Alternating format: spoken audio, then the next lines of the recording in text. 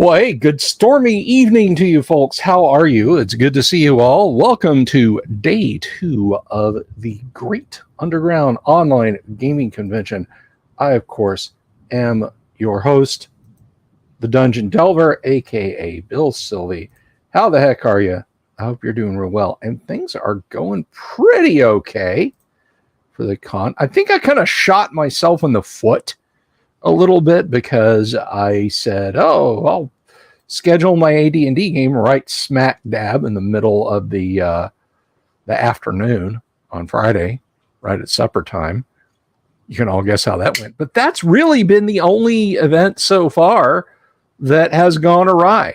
And it's not the only game I'm running either. I'm running OD&D tomorrow. I'm playing... I think I'm going to try and fit some Space Hulk in. It depends. And then Tales from the Loop. And then on Sunday, I'll be running some Twilight 2000 and some Hero Quest demo for you guys. So, Doomsword, what are you doing in the audience? Don't you have a game? Shouldn't there be a game happening right now? But if you're hankering for some tabletop role playing tonight, there's a Call of Cthulhu game going on at the con right now.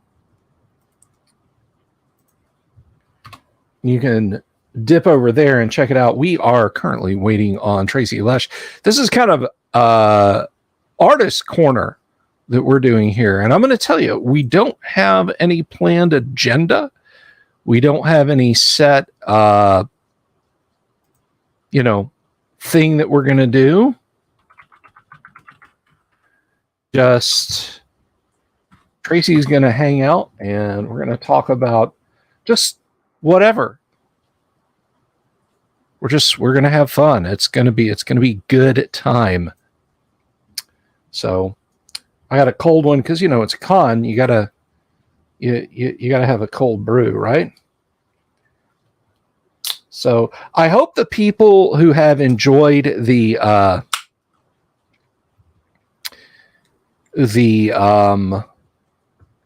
con so far, I hope you guys have been having a good time.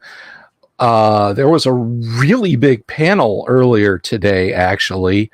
That was, it was like a dozen people in a panel talking about DMing monsters, like running monsters. So good times had by all. Let's see.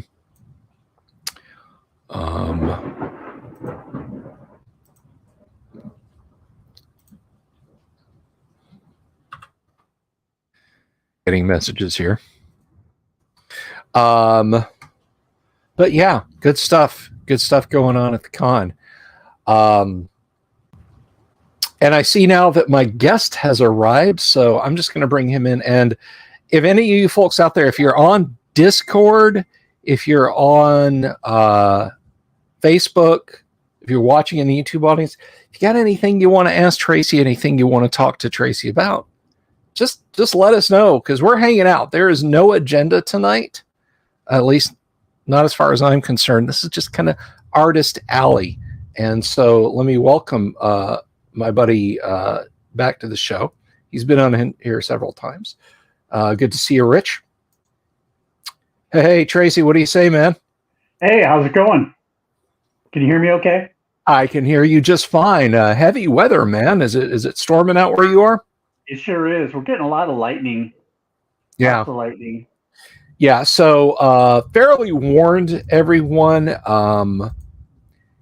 If we if either or both of us just disappear, it's not just because we've given up in disgust.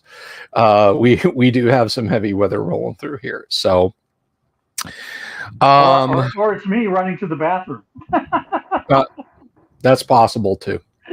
So what's going on, man? What's happening? Thanks for stopping by the way. Oh, I'm glad to be here. Just I'm ready to just kind of kick back and just kind of hang out, see how the guac is going.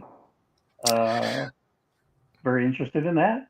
Yeah, well, there's a Call of Cthulhu game just got rolling, and they got good Lord, 1, 2, 3, 4, 5 people in that right now, so that's a good thing. And I was telling folks there was a panel earlier today. They had a dozen people in that panel, and we're doing this now, and we got people watching us on YouTube, and folks might be over on Discord listening in.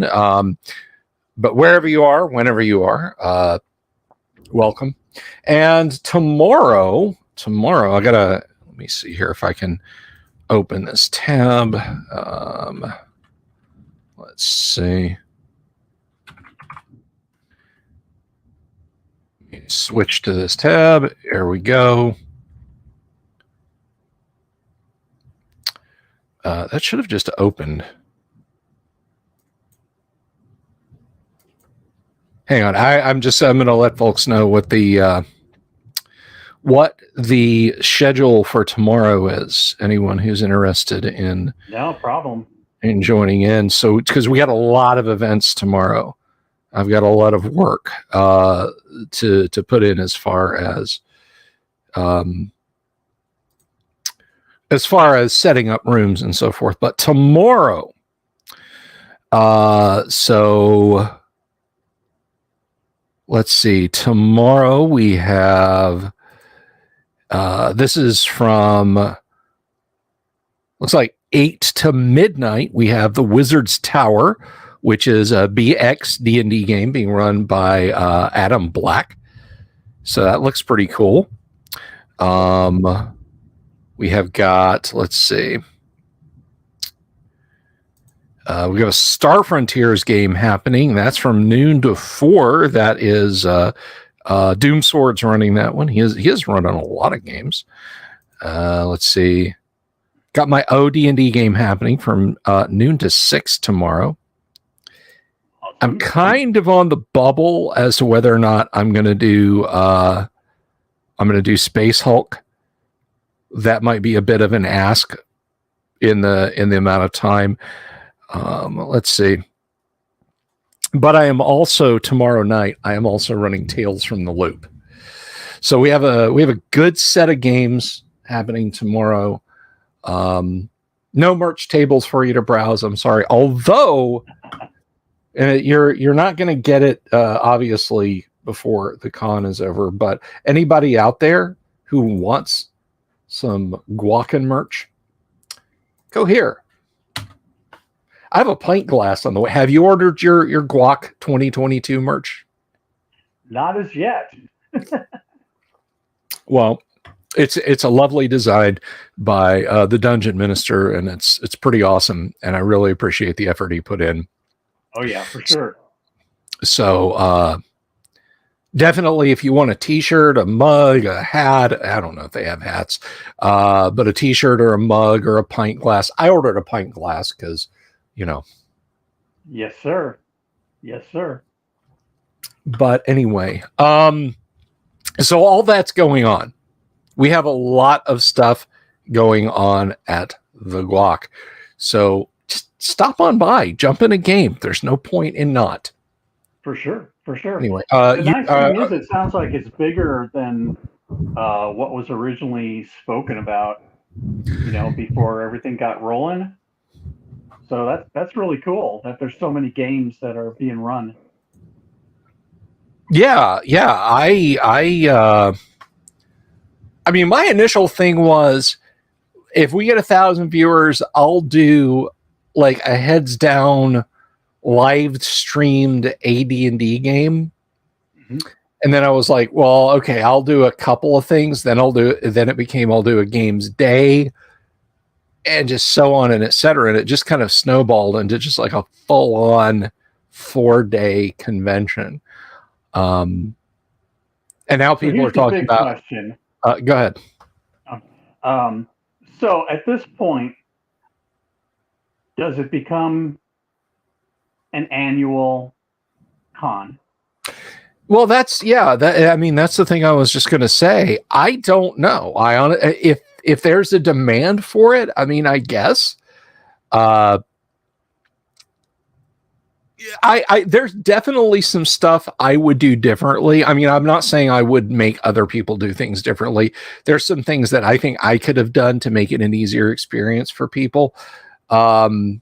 So my thinking is yes, probably it'll be it'll be a there will be at least one other, but I'm going to try and make things a lot easier than they have been. But that's, the plane is still in the air. I'm not worried about what the black box says just yet, if you catch my drift. Yep. So, Yep.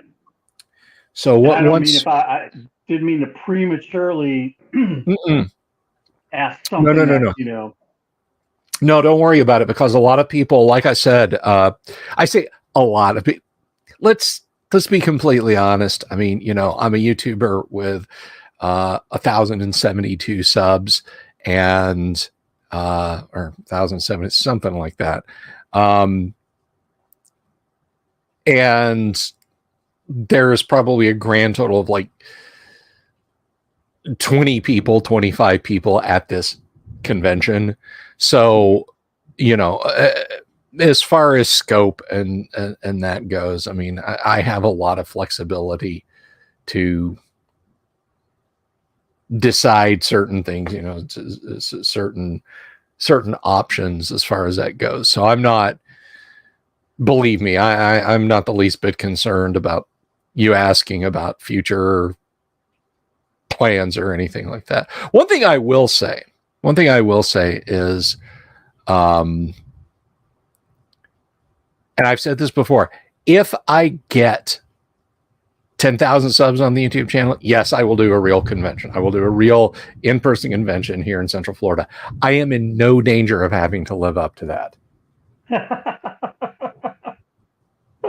There you go. I mean, at the rate I've gone, if it does happen, I'll be in my 60s, and then I can just say, leave me alone. I'm a 60-year-old man. Can't deal with you nerds. Get off my dungeon. No, but what I was going to say was, I have had a lot of people, from my perspective, already talking about Guac 2023. So that's awesome. That's awesome. Yeah. People have pinged me already about like, so for 2023, what's it going to be like? Fuck, I got to get to Sunday. I gotta make it to Sunday before I can start thinking about 2023. You getting tired? No, not really. I mean, yesterday's game of Dungeon, we played Dungeon. You played the Dungeon board game, right? Yeah.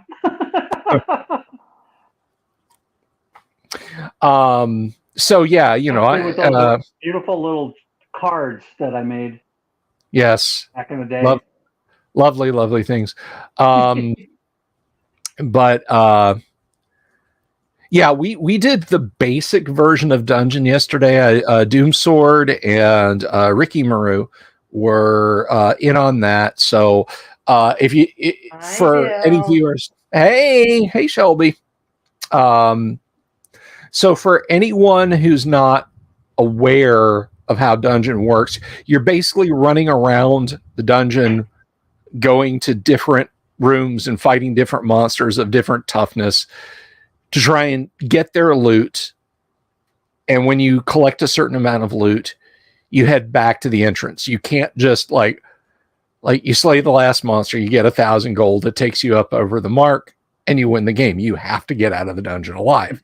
And depending on where you've gone for your loot, that could mean one or more fights on your way back out. So, yeah. And that board is a pretty good maze too. It really is. It really is. Let me see. I think it was well laid out. I didn't design it. I did all the ancillary art, but right. Yeah, I remember getting the prototype, which was basically a paste up. But thinking to myself, wow, the pathway through was really well thought out, really laid out, so you could have like many pathways on this one small board. So Yeah. It did a good job.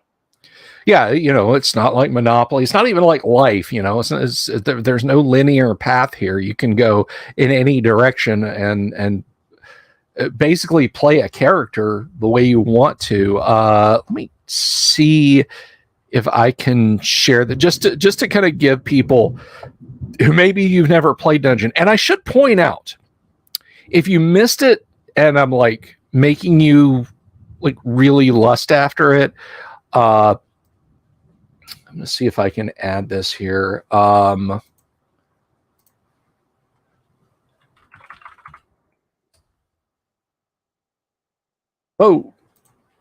I went away for a second there. But let's see, window capture.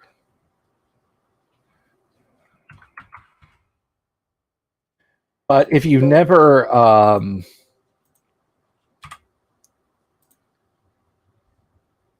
Microsoft, you're gonna. So why won't Microsoft Photos let me? No, it's not going to let me do it. All right. Huh. Anyway, not letting you share? No, but the dungeon board. I mean, it's a dungeon crawl. There's corridors and there's passages and pathways in every direction. And it's available. You can still get Dungeon. It's like $14.99 on Amazon. The Really? one thing, the single solitary thing that Wizards of the Coast did, the best thing that they did it by not doing anything. All they did was just reprint it. And let me see. I will share this. Hello, Adam Black. Were your ears burning? We were just talking about you're running some adventure-y stuff tomorrow. But why is that $49.99? It was $19.99. I think maybe that's from some weird reseller or something. Yeah, no, that was like $14.99 yesterday. But anyway, rules wise, it is essentially the same. So like I said, we played the basic version last night, and it was first player to get 10,000 gold and treasure and make it to the entrance or exit is the winner. There's an advanced version where you can have wizards and elves and superheroes, as well as elves and heroes. But that varies because, like, the elf needs less treasure than the superhero. The wizard needs more treasure than the superhero, that sort of thing. Yep. Adam is running Basic Expert tomorrow. Cool. And thank you, Adam. If I wasn't running opposite you for something, I would probably jump in that. But yes, you can get Dungeon. It shouldn't be that expensive, though. That was not... I swear I saw it. It was $14.99 yesterday. Maybe somebody bought the last copy and Amazon saw a surge, so they said, hey, let's up the price. But anyway, it's still worth a purchase. Definitely. I'm trying something here. Okay. I'm seeing if I can make sharing work on mine. Then maybe I can like put up some drawings or something like that. Choose what to share. Entire screen, window, or Chrome tab. Oh, okay. Hold on here. I think I might be able to make this work. Okay.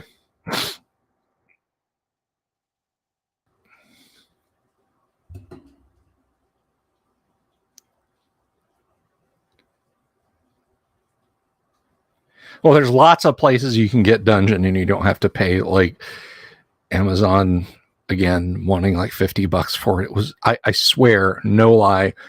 Yesterday, one of my players is asking about it, and I was like, "Yeah, here it is. It's $14.99." And he's like, "Oh, that's perfect." All right. So is this showing up for you? I can add that if I add to stream. Yeah, Oh, okay. Okay. there we go. Kane versus the Gamera, or Chimera, as I said when I was a kid. So I can do that. Let's check this out. I wanted to make this work for a while so that anytime I come on, I can like show you new stuff. Well, I mean, it worked. Awesome. Okay.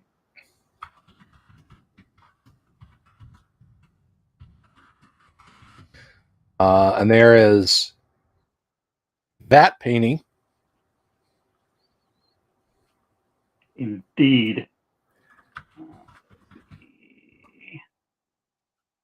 Now, if I just switch, will that work? Well, no. So, like every time I have to, or is that coming up for you, the black and white art? There's a black screen. Oh, hold on.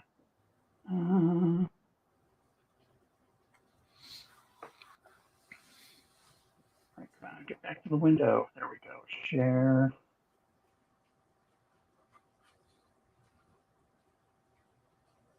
Oh.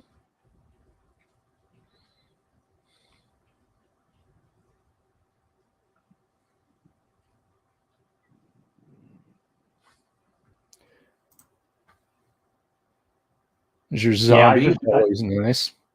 I just have to hit it. I have to do each one separately, I think. It's all good. I've never played with StreamYard before. Yeah, it's all right. I found it and I really enjoy it. And of course, as soon as I did, and I started extolling its virtues, because it's like always the way with apps and websites, the minute you're like, yeah, okay, I dig this. I can do this and I can do this and I can do this. Somebody will come at you with, hey, have you tried Stream Soup? It's like StreamYard, but better. And you go over and there's one or two things over there. So you're like, all right, okay, I can check this out. My God, like, yeah, how many of them are out there? I've converted over. I'm on Stream Soup, and people are like, yeah, I don't like Stream Soup. There, it's going to get choppy for you. Trust me. Everybody's using Stream Can now. Oh, for fuck's sake, come on. You just want to go back to your... cheese. Yeah. That would be a good one. Stream cheese. So it's, it's just kind of a... kind of another one. There's another one there for you. That's right. You guys are getting an artist alley here, which is, I mean, that's the beautiful digital age we live in, right? I can do artist alley at a virtual convention. Yeah, I thought it would be kind of cool. I mean, when you mentioned it, I was like, yeah, let's try that out. Yeah. So. And people can get these prints from you, right? Like people can hit you up and buy these prints. Oh yeah, I've got like most of them, except for the smaller ones, are 11 by 17. The small ones are 8.5 by 11, and like I'll sign them for you and all that good stuff. Right on. Share this guy. This is like some of the, I'm going through some of the older stuff that you've seen before, Bill, from back in the day, that time period. Uh-huh. And I'll throw some new stuff up at some point here. So, this isn't too bad. It's a little clunky. Go ahead. Speaking of, I meant to ask you this. And by the way, what you guys are seeing, this is all, a lot of it is art. And I'm sure you're going to show like some of your actual TSR pieces, right? Yeah, I've got some scanned in. Right.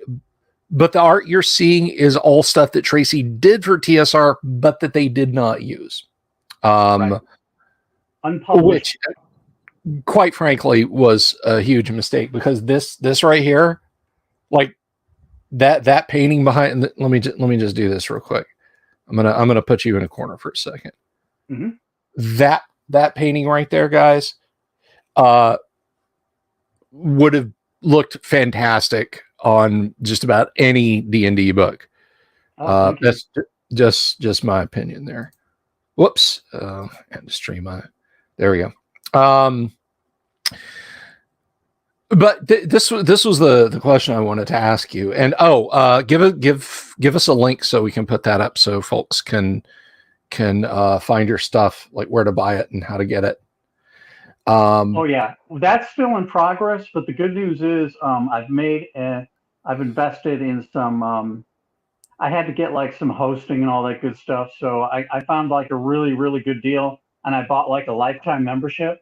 So Excellent. I'm going to be putting together my own site, because I have stuff out there on some portfolio sites, but I'm not, like on DeviantArt. You probably heard of that one, and coraflot.com. You can find my stuff there for the moment, but I'm trying to centralize it all onto my personal website, which is coming soon. Excellent. In the meantime, and Tracy, if you would prefer I not, can folks contact me and I'll send them to you as far as art purchases? Yeah. So if you reach out to me, I will make sure that that Tracy is able to get to you, and you can get some fantastic classic D&D art. It's so good that the guy in charge of TSR3 practically demanded that I sell him this on stream one day. Really? Yeah, I told you about that. I was sitting here, and Justin Lanassa pops in, or the hobby shop dungeon, whoever is in charge of that. And I was, because it was right after I got this lovely gift from you and Shelby. And by the way, folks, this is a print. This is a canvas print. This is not like the original. Tracy has the original. But I was extolling the virtues of this piece and how it was unseen Dungeons and Dragons art and that sort of thing. And so he comes into the chat and he's like, I want that for the museum. I want that for the hobby shop museum. Sell me that. I was like, dude, calm down. Relax. It's a print, which I appreciate the enthusiasm. I do appreciate the enthusiasm. But speaking of things in Lake Geneva, goings on in Lake Geneva, this is a question I have been meaning to ask you like every time I have you on, or just personally, and I keep forgetting. When you did your stuff for TSR, did you ever go down to the offices and work, or was it strictly at home and then you took it to Gary or to whoever? Strictly at home. Yeah. Okay. But I was there for like brainstorming and stuff like that occasionally, when the Dragon magazine was just kind of getting up and running. Because I'm pretty sure I did some monster manual type stuff for the magazine. So I remember coming into the building that was next to the Pizza Hut and like confabbing with like Brian Bloom, I think. Yeah, that's what I remember. But yeah, I went down there, but I didn't work in that building. I did everything at home, brought it in. Everything else was just like brainstorm sessions. I think that was pretty clever of you, actually, because, then anything you had to give you, it's an excuse to talk to Heidi Gygax, right? True. Well, Heidi, I've got some more, chat her up. Heidi is a lovely woman, by the way. And she would have been quite small back then. that gets into a whole nother legality issue with young women and so well, wait. Okay, so not Heidi. You're talking Elise, I'm sorry. Yes, my apologies to Elise and to Heidi both. If this, for whatever reason, gets back to you, no, because Elise was the one who, leaned over your shoulder and was like, "Hey, can I show that to Yep. my dad?" Basically, your doorway into hobby illustration, or rather, Yeah, and gaming hobby illustration. once I got to know her better, like in later years, um, you know, we became good friends and hung out in the same circles and stuff. But like back in school, we were like kind of in different cliques Mm. because let's face it, I was pretty nerdy. And No. here's this gorgeous this gorgeous gal that all the guys want to date, and I'm like not in her league whatsoever, Oh, so I was just happy to show her artwork, and say, yeah, show this to your dad or whatever. yeah. But Oh, oh, I mean, she's just wonderful. She was just not drop dead gorgeous. I was like, oh, if I could only date somebody like that. hey, is the door closed? Shelby lurking around because I don't want to get you in trouble. No. So Praxis has a question. Let's see. Praxis says, "Did you ever have an idea or during a brainstorm that they passed on, and you thought, man, you guys are missing the boat on this one?" I guess to simplify, was there any art that like you felt TSR should have used that they didn't? Well, I would have. I don't know if this fits the question, but I would have really have loved to go back to the Tomb of Horrors drawings that I had to crank out so Mm-hmm. quickly, and I would have liked to like revisit those and do more, finished ink pieces like some of the other stuff you've seen in the supplements and things like that. Go back and like just redo those with better inks and have more time to make it look like I originally wanted to, because that was a rush job. I mean, I'm proud of it for the short amount of time I had to work and what I did, but yeah, I would have gone back and like really kind of firmed those up and just made them into something more that I wanted. Yeah, But I guess they did their job.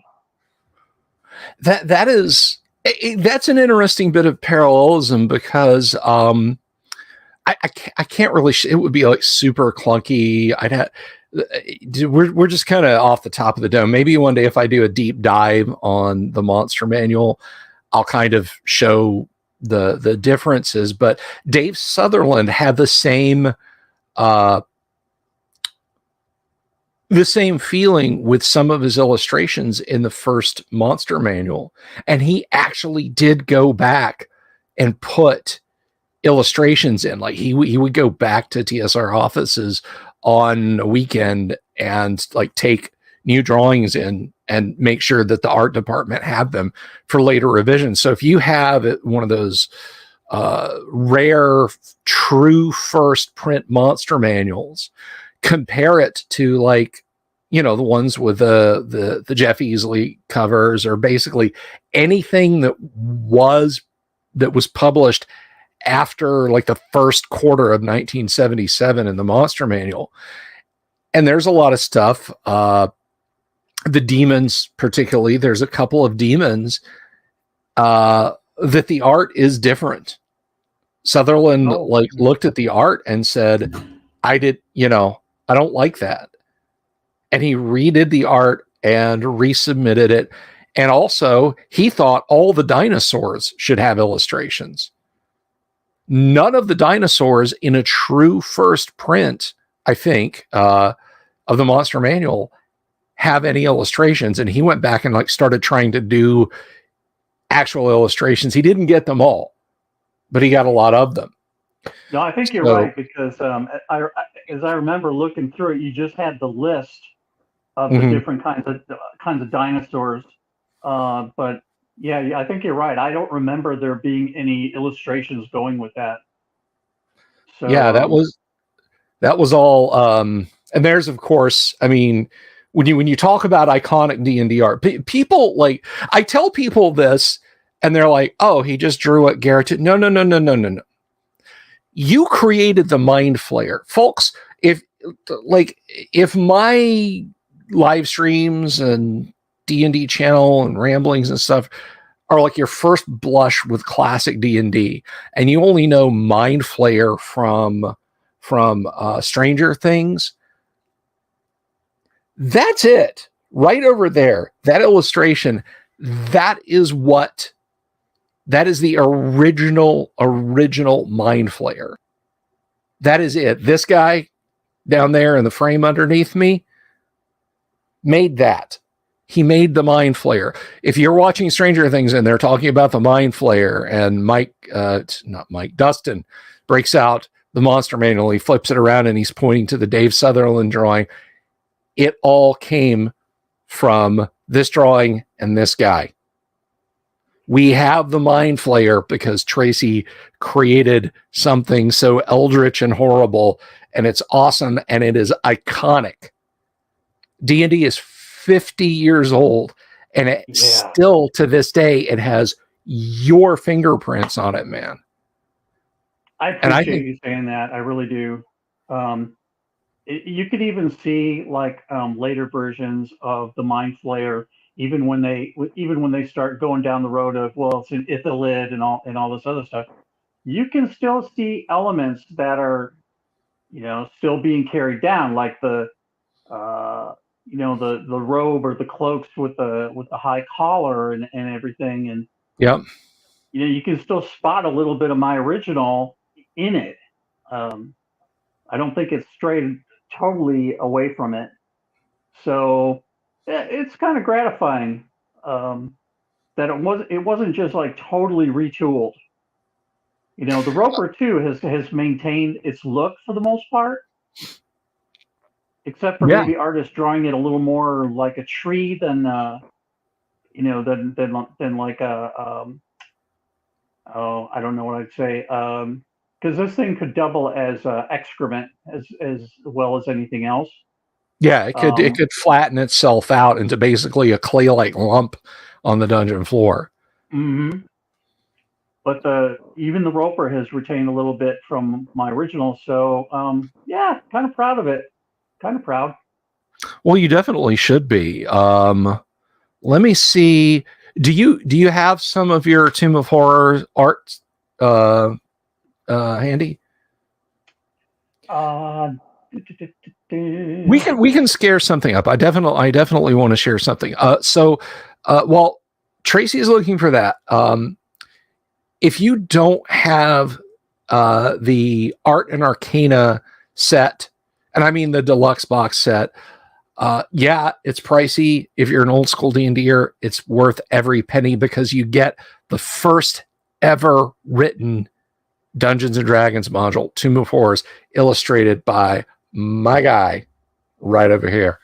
Praxis brings it up. He says, Tomb of Horrors art was so inspirational in my early AD&D experience, the metric by which I judged other module art. Now, Praxis is probably talking about the one that TSR actually published. Probably. But the original module, and I don't know why TSR didn't publish it. I mean, you got paid for the art. They did the art. Or they did the typesetting and everything on the module, but I don't know if they intended to release like a digest size version like the OD&D books. Or do you know anything about it other than Gary wanted 14 illustrations in 28 days? No, that was pretty much it, because once it began, it's like I really didn't have time to even think about much of anything except like just getting this stuff cranked out, because it was under deadline and there had to be something for the Origins convention. So like I just got to work and like, tried to bang them out as quickly as I could. I didn't even know if they were going to go into a book or a folio or anything. we didn't even discuss that. It was just like, hey, I gotta have this stuff for this upcoming convention. Need need X amount of this, and just descriptions of the different traps and all of that. And trying to think of what I worked by. I think I had some notes, and I just kind of read through them and kind of made up in in the art what I interpreted from the notations. But it wasn't like many things back in the day, not detailed. Oh, there you go. Yeah, that's the cover. That's your great devil face in Tomb. Yeah, I think I sold a print of that the last time we were together to somebody. Mm-hmm. But yeah. But anyway, continue. I'm sorry. Oh, no problem. I put like a newer color thing up on the screen. What I'd like to do is, if you guys will just give me a minute, I just want to run to the washroom. I've been working all day, going nonstop, and if I can just step away, and then you guys can like look at this art. I'll be right back, and we can continue on if that's okay. Sure. I'm gonna pop that up there, and I'll see if I can find some of Tracy's actual art. Here is that no? Here, let's open image. This may be a little hard for you guys to see. I'm going to try and share this in here. Let's see. I'm going to do that. We're going to zoom in. Now, as far as I know, Gary's the cartographer on this, but I just want to.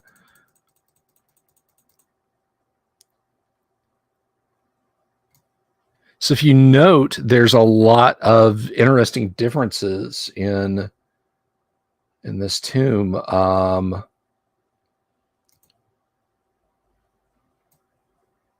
So you can see there, it's familiar yet different. And we have our great devil face over here. Of course, we have the path that will take you deliberately over 3 pit traps when it looks like it might go around it. But anyway, yeah, Tracy has a lot, if not all, of his TSR D&D artwork are in the Art and Arcana set. And as said, just, if you should add some of Tracy's art to your collection of D&D fantasy art. So if you want to know how to get your hands on it, ping me until Tracy gets everything set up. There he is. Hello. So yeah, I was just, I was showing off some more of your original stuff from Tomb of Horrors, but this piece, this is a good piece.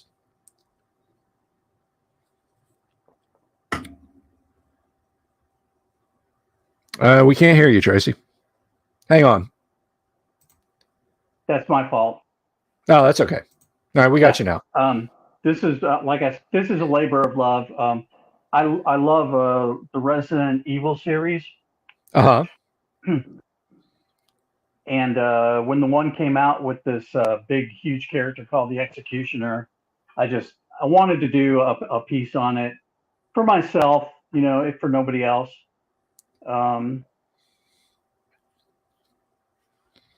But yeah, it's got I like a lot of color, a lot of effects. Yeah, it's got good gore in it. Yeah, that too, and you can see the Umbrella Corporation logo back in on the wall, and some blood spatters around, kind of telling the story. But yeah, got that one. That's available as a print as well. Nice.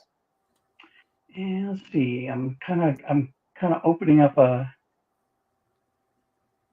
Oh, you want to see the Boot Hill cover? Yeah, hell yeah! Bring the Boot Hill cover up. That's because original Boot Hill, yeah, that was right there with OD&D. Oh yeah, Boot Hill. I've played so many TSR RPGs, but I have actually never played Boot Hill. Really? Yeah, never have.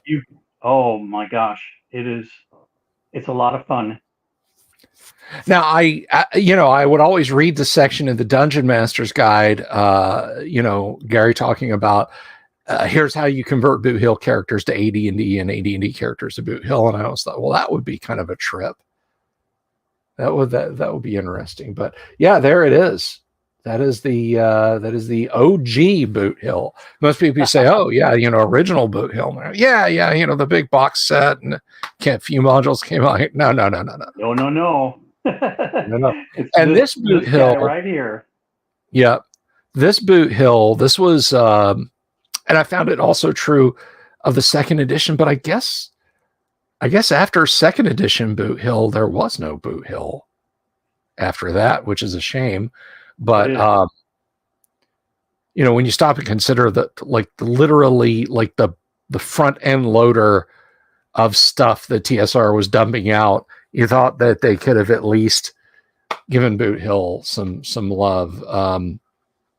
And like that in Star Frontiers, when I would talk to Gary about older TSR games that were not D&D, he would always lament that Star Frontiers and Boot Hill never got a better due than they did. But this Boot Hill that you did art for was actually kind of leaned back more towards being a war game experience, as I recall. Yeah, for sure. And it's interesting that down the road after Boot Hill, it still kind of lived on in games like it came from the Late Late Show, where you could do spaghetti westerns genre. And it's just like playing Boot Hill, but maybe a little more humorous. But you could play it deadpan if you wanted to. And one of the Boot Hill games I actually played back in the day, whoever was running it had us at the OK Corral, right? Right. And then all of a sudden, in drops these spacemen with atomic armor and started a fight with our guys.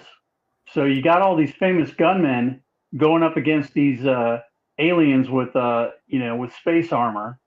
So I mean, that was a hoot. So you can do things like that. I don't know how many people actually do mashups like that, but like I said, then you could like go over and play. It came from the Late Late Show.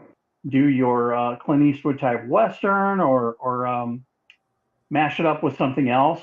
Take it and make it a western / Japanese monster movie. Just have a good time with it. But yeah, Cowboys and kaijus. Yeah, I love it.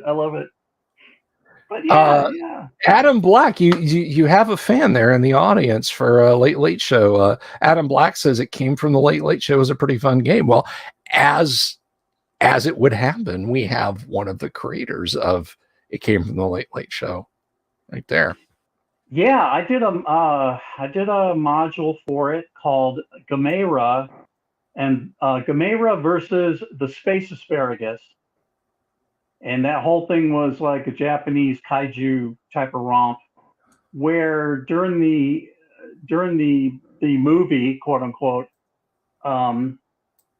there's always a threat of the giant turtle appearing and just laying waste to everything.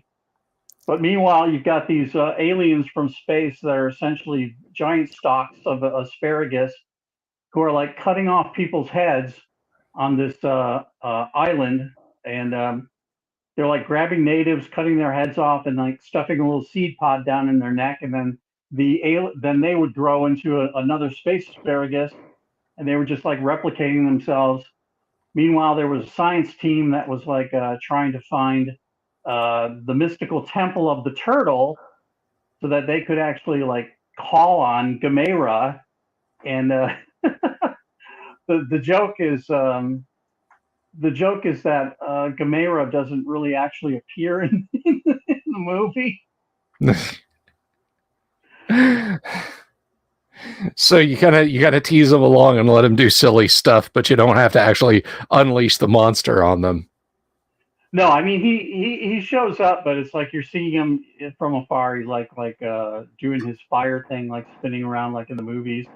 But the everything leads up to that you believe in that you're going to have to be dealing with this giant turtle, and actually it's the space asparagus that you have to worry about dealing with, and trying to figure out how to stop them from their evil deeds and cutting off people's heads and replicating themselves and before they take over the entire world. So, but there were characters in the movie like Professor Pyrax, who was like a scientist on the island trying to figure out the secret of the space asparagus, and you had like your square jawed hero, who's like guarding the women folk, and your natives. You got your native characters who are like trying to who like talk like Neanderthals, but they're trying to convey to the scientists what they're seeing with the space asparagus, and also warning them about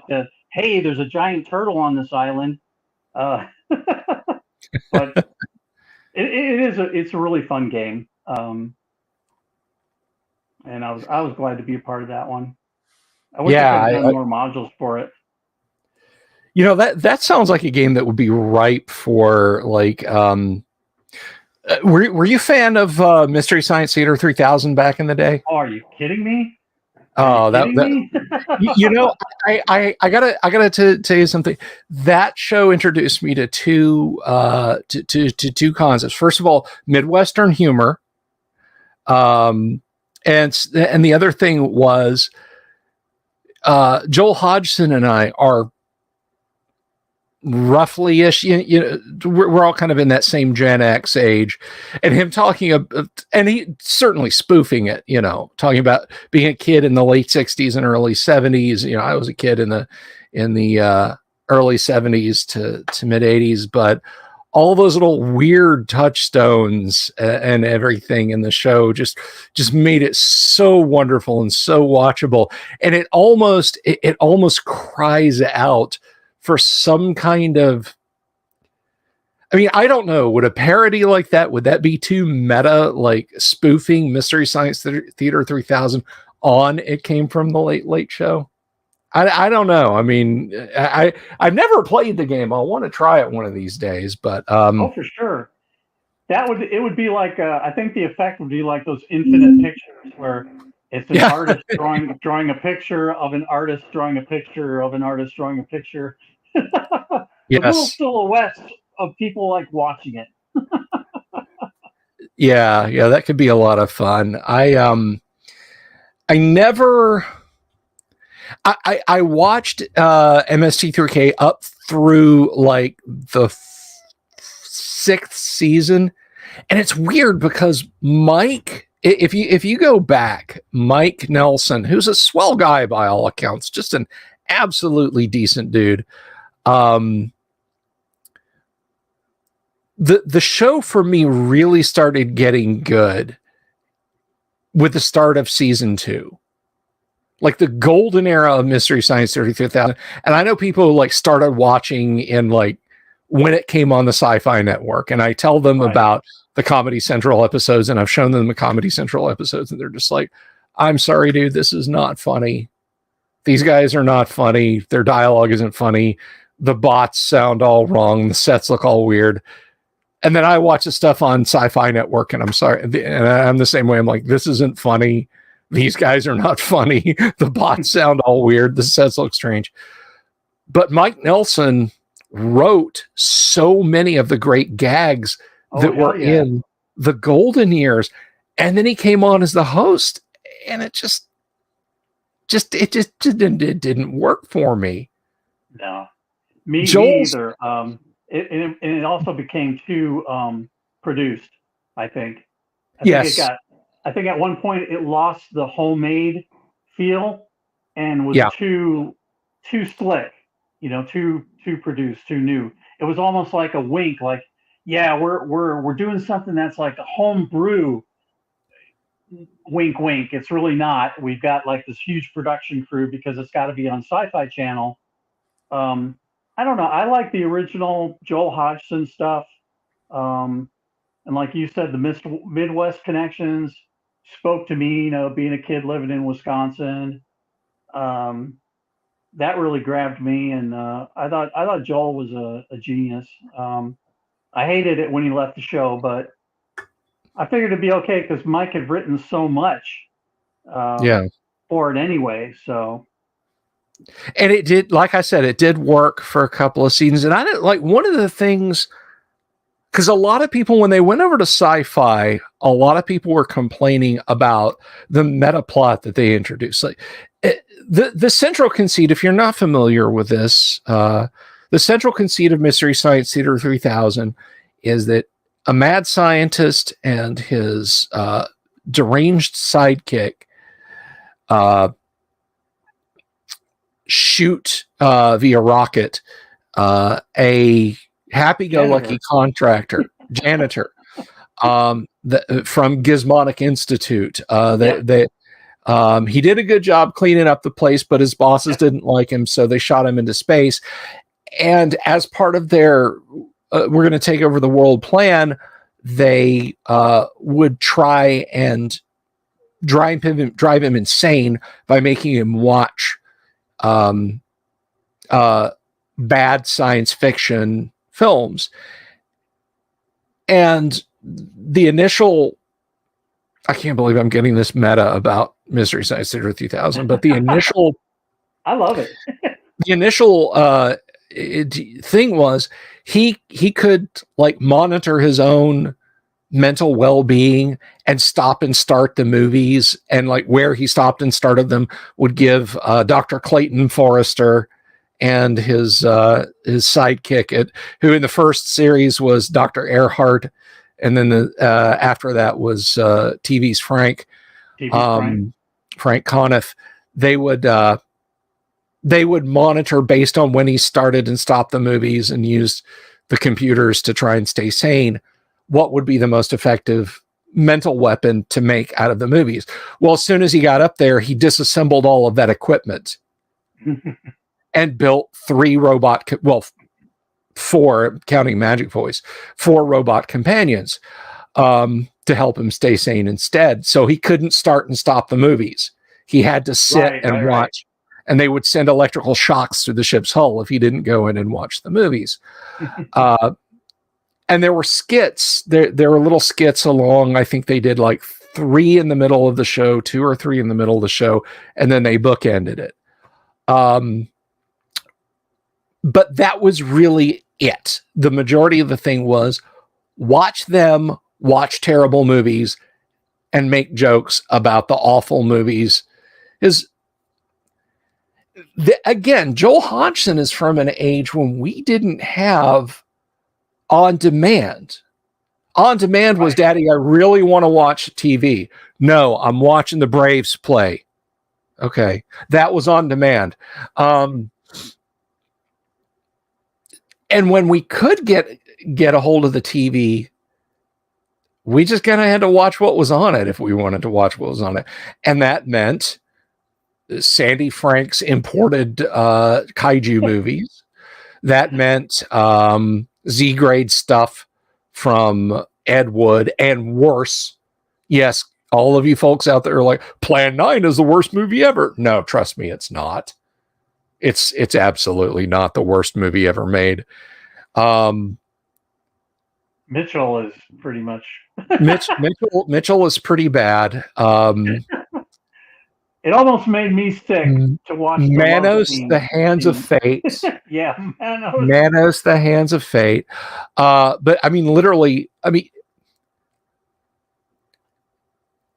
Planet 9 from Outer Space is a D-grade movie. Some of the movies they would show on MST3K are Z-grade movies. I mean, literally, like, why and how did this get made? And some of them are just kind of meh. But all of them too. Shorts, yeah. Like if you ever saw, like when you were a kid, like just,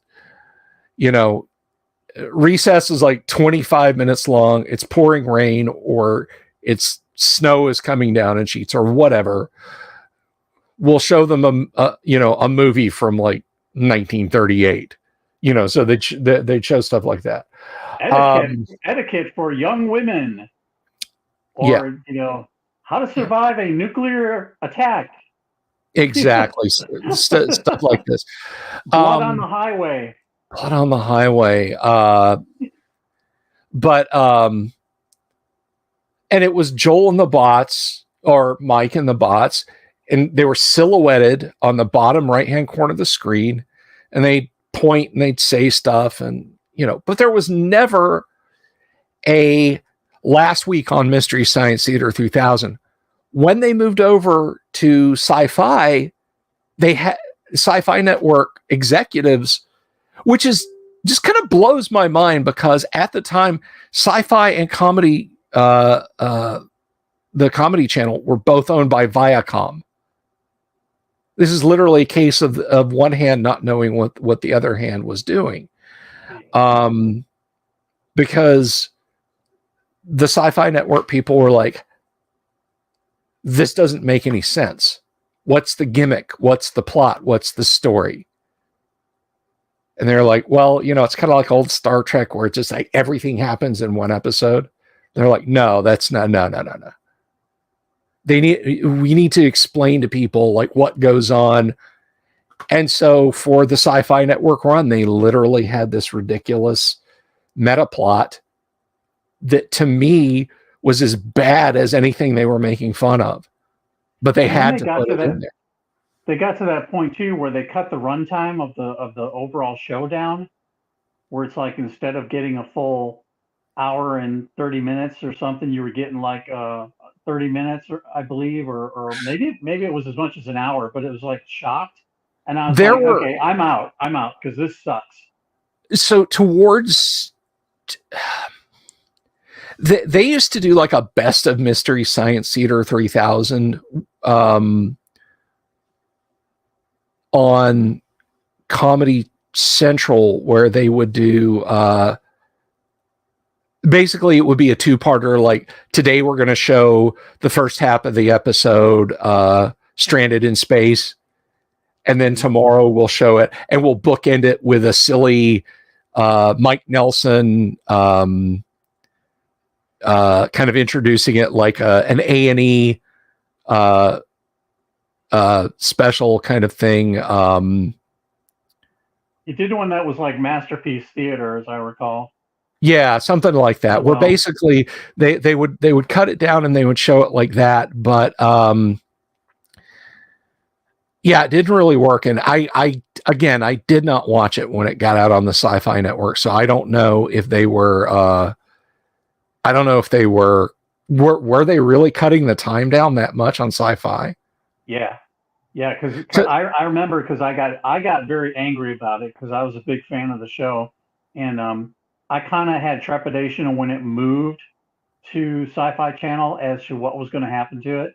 And after after a while, my fears became realized, and they were like playing shortened shows. Like, oh my God, we can't let them have a full 2 hours on our channel. We got to shove another episode of a remade Flash Gordon episode here. We don't have time for this crap. So, they'd give you like a half hour MST3K, and I don't know, kind of snub the fans, I think, by doing that. But oh well. One of the was it the first one? I think it was the first time I ever saw Mystery Science Theater 3000. It was right at the start of season 2, and it was Rocket Ship XM. Yeah. Which, bless their pointy little heads, they were trying to make legitimate sci-fi with a soul and with a purpose. They were really going for the Interstellar of their day in terms of movie. It's the ship taking off and landing is, of course, what all 1950s science fiction movies had with with a rocket ship in it. White Sands V2 missile test footage. And Commando Cody. Commando Cody, yeah. But Lloyd Bridges was it. I came home. I remember I had worked like a 9-hour shift retail from 1 until 9. My back and my legs, they were just shot.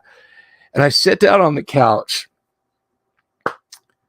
and I go to Cartoon, and I want to see stand-up. I want to see stand-up comedy to make me laugh after a miserable day at Musicland. And this show starts, and I am hooked the minute it starts with seeing the cheesy side, the cheesy spaceship effects and stuff. I'm like, all right, I'm feeling this. All right, let's get into this. I lived at home at the time. I was 19 or 20, and as soon as the jokes cut in, I was stuffing a pillow into my mouth to not like wake up the house shrieking with laughter. And it got to the point I had to get up and walk outside and up the block to like the big utility thing on the corner. You know, it's kind of a condo type place. So there's like a concrete bunker on the corner where, you know, the power boxes and stuff were, because there's a scene where some astronauts are being chased back to their spaceship by these post-apocalypse survivors. And one of them trips and falls. And the timing on the joke, Crow T Robot, Trace Bellew, says, well, the day's not all bad. At least he hasn't been hit by a giant rock yet. And as he's saying this, one of the cavemen is throwing a rock. And as soon as the word yet leaves his mouth, pow, this thing smashes into the astronaut. And I thought I was going to pee myself, man. That was the funniest fucking thing I have ever. And it just, I was punchy and tired. I had had a rotten day because I worked retail, and I was like Peter in Office Space. Every day was worse than the day before. So on any given day, you were seeing me on my worst day. And I was hooked. And I started telling all my friends, I'm like, you got to watch Mystery Science Theater 3000. And people are like, what the hell are you talking about? And my just like it says, I shared the tapes. I started passing the tapes around. Go ahead. You did your job. No, I was just going to say the line from MST3K that I will always remember that made me laugh hilariously. They were playing the movie, and somebody in the movie said, for every action, and then Joel cut in and said, there is a Jackson. Just like without missing a beat. So I always remember, for every action, there is a Jackson. If you've ever seen Action Jackson, that's kind yes, I'm familiar. It's horrible. There's another terrible movie, just the worst. There's another bit in Rocket Ship XM. So many of the jokes from that one are my favorite MST3K jokes. Lloyd Bridges stars in Rocket Ship XM, and Lloyd Bridges did a long-running TV show. And for those of you who might be a little too young, he is the father of Jeff and Bo Bridges. So the bad guy in Iron Man, the guy who played Rooster Cogburn in True Grit, the remake of True Grit, that is Jeff Bridges, Lloyd Bridges' son. His kid is the Big Lebowski. So Lloyd Bridges was in a show called Sea Hunt. And it was about adventurous action stuff that went on in the ocean. And one of the conceits of the show was that in underwater sequences, to keep people from tuning out, they would have Lloyd narrate what was going on like he's looking back on it.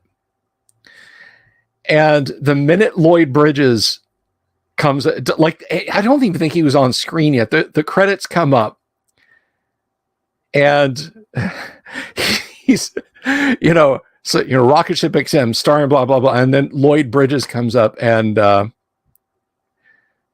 it was Crow. I think Trace Billou got a vast majority of the best lines in the show as Crow, but everybody was brilliant during the Joel Hodgson days. But his name comes up on the title card, and Crow says, "Lloyd Bridges, by this time my lungs were aching for air." I love it. It's a sea hunt, it's like it's fighting a shark, underwater. By this time my lungs were aching for air. And that joke came up time and again. And in later shows, if somebody was underwater, just a frogman scene or something like that, Crow would do a callback, by this time my lungs were aching for air. That's just brilliant stuff. I'll tell you this. The only movie I ever saw on MST3K that I did not like, I honestly thought, okay, it wasn't a great movie, but I don't think it was like awful. Now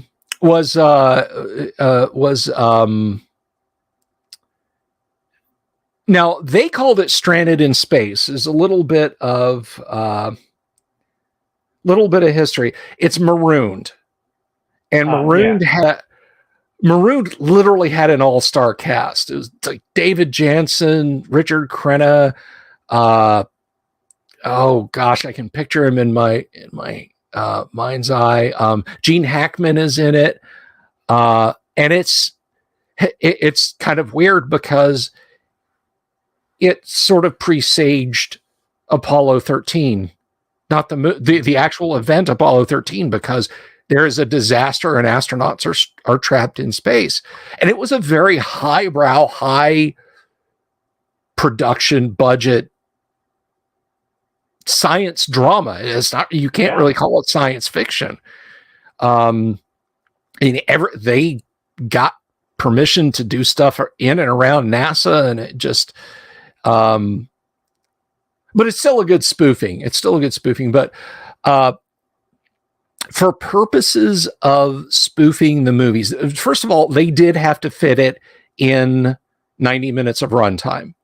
Right. Because once you put in all the commercials, they've got 2 hours of runtime, which is a huge time block, by the way. I don't think you could do that today. I don't think you could go to a network and say, yeah, we want 2 hours.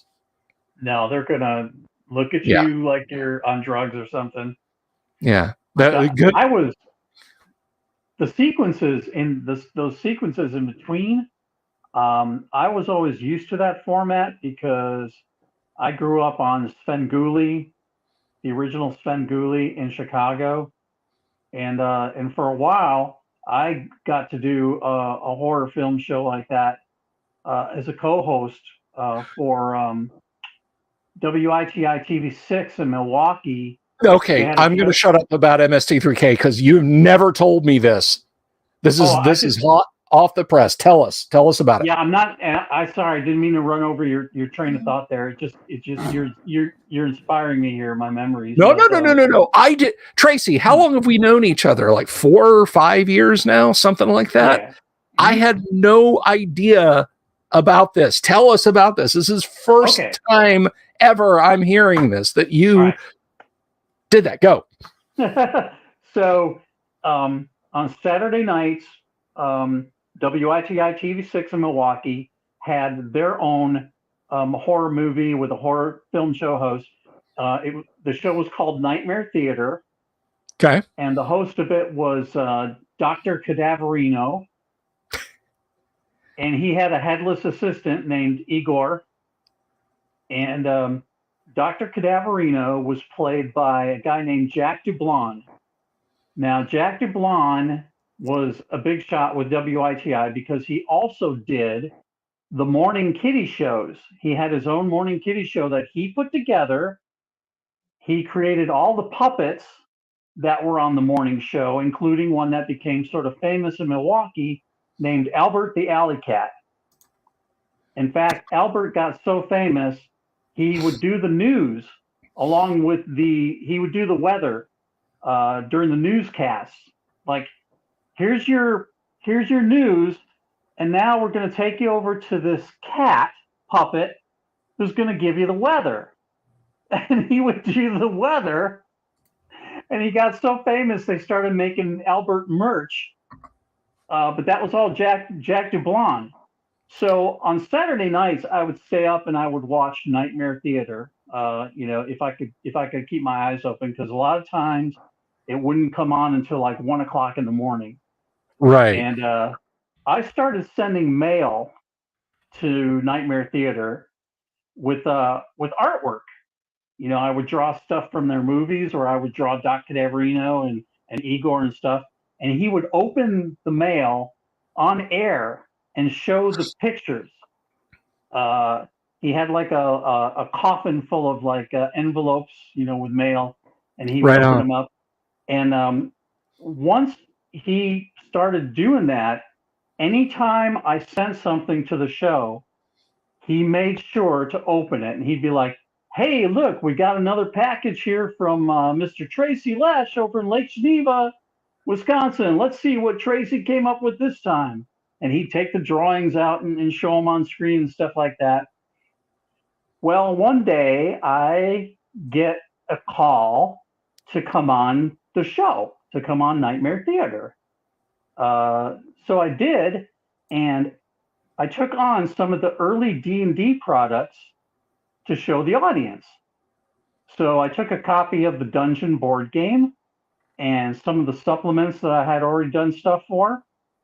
And so we kind of had like a little show just about that. Well, then after that, he said, would you come on again if I asked you? And I was like, well, yeah. And but then I said, well, what if I came on like another horror film show host? And I'll dress up in the costume and everything, and I'll have like a nom de plume, and we can like chat together on the set, and it'll be like two monsters like kind of doing a thing. So he was like, okay. So I created this persona, and I named him Baron von Finkenstein.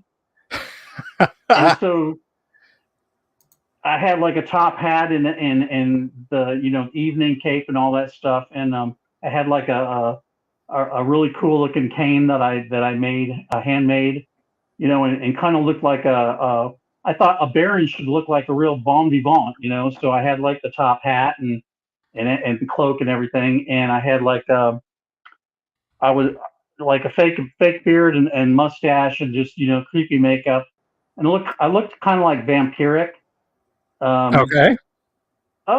So yeah. So then after that, I started appearing on the show, like not every weekend, but like periodically, he'd bring me on as Baron von Finkenstein, and we just kind of shoot the shit, So that was fun. Dude, so that is freaking awesome. I'm trying to find pictures.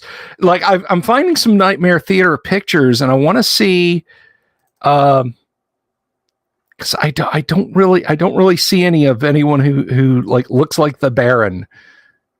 Yeah, I'll have to see if I can dig out some stuff from there. I have like an article, I think, that the Lake Geneva Regional did, and they took photographs, and then I have some home photographs that I took on the set, because what we would do is we would shoot the segments on a Wednesday night, like after 7 o'clock. So the family would drive out to the studio in Milwaukee, and we would start shooting at probably around 8 o'clock on a Wednesday night. And Jack would say, okay, now we're going to need like 3 or 4 15-minute segments. And so we would film those and time them out, and they would go like Mystery Science Theater in between the commercial breaks. Yeah, that's Igor in the chair without the head.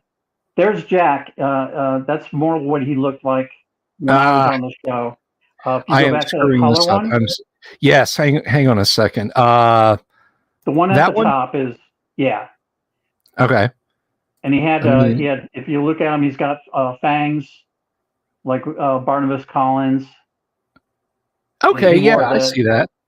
he wore all these goofy buttons, and so of course people would send in buttons, and he would just kind of add them to his coat as he went along.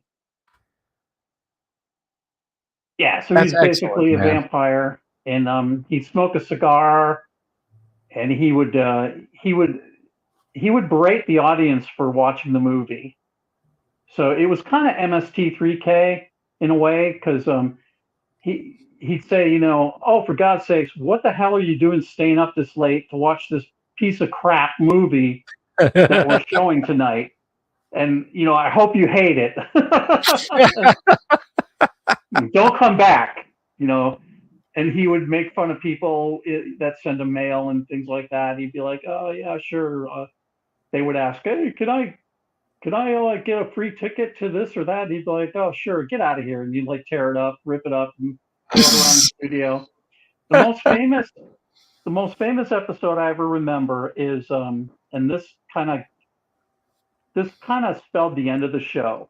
So this is all inside baseball here. Uh-oh. Um, mhm.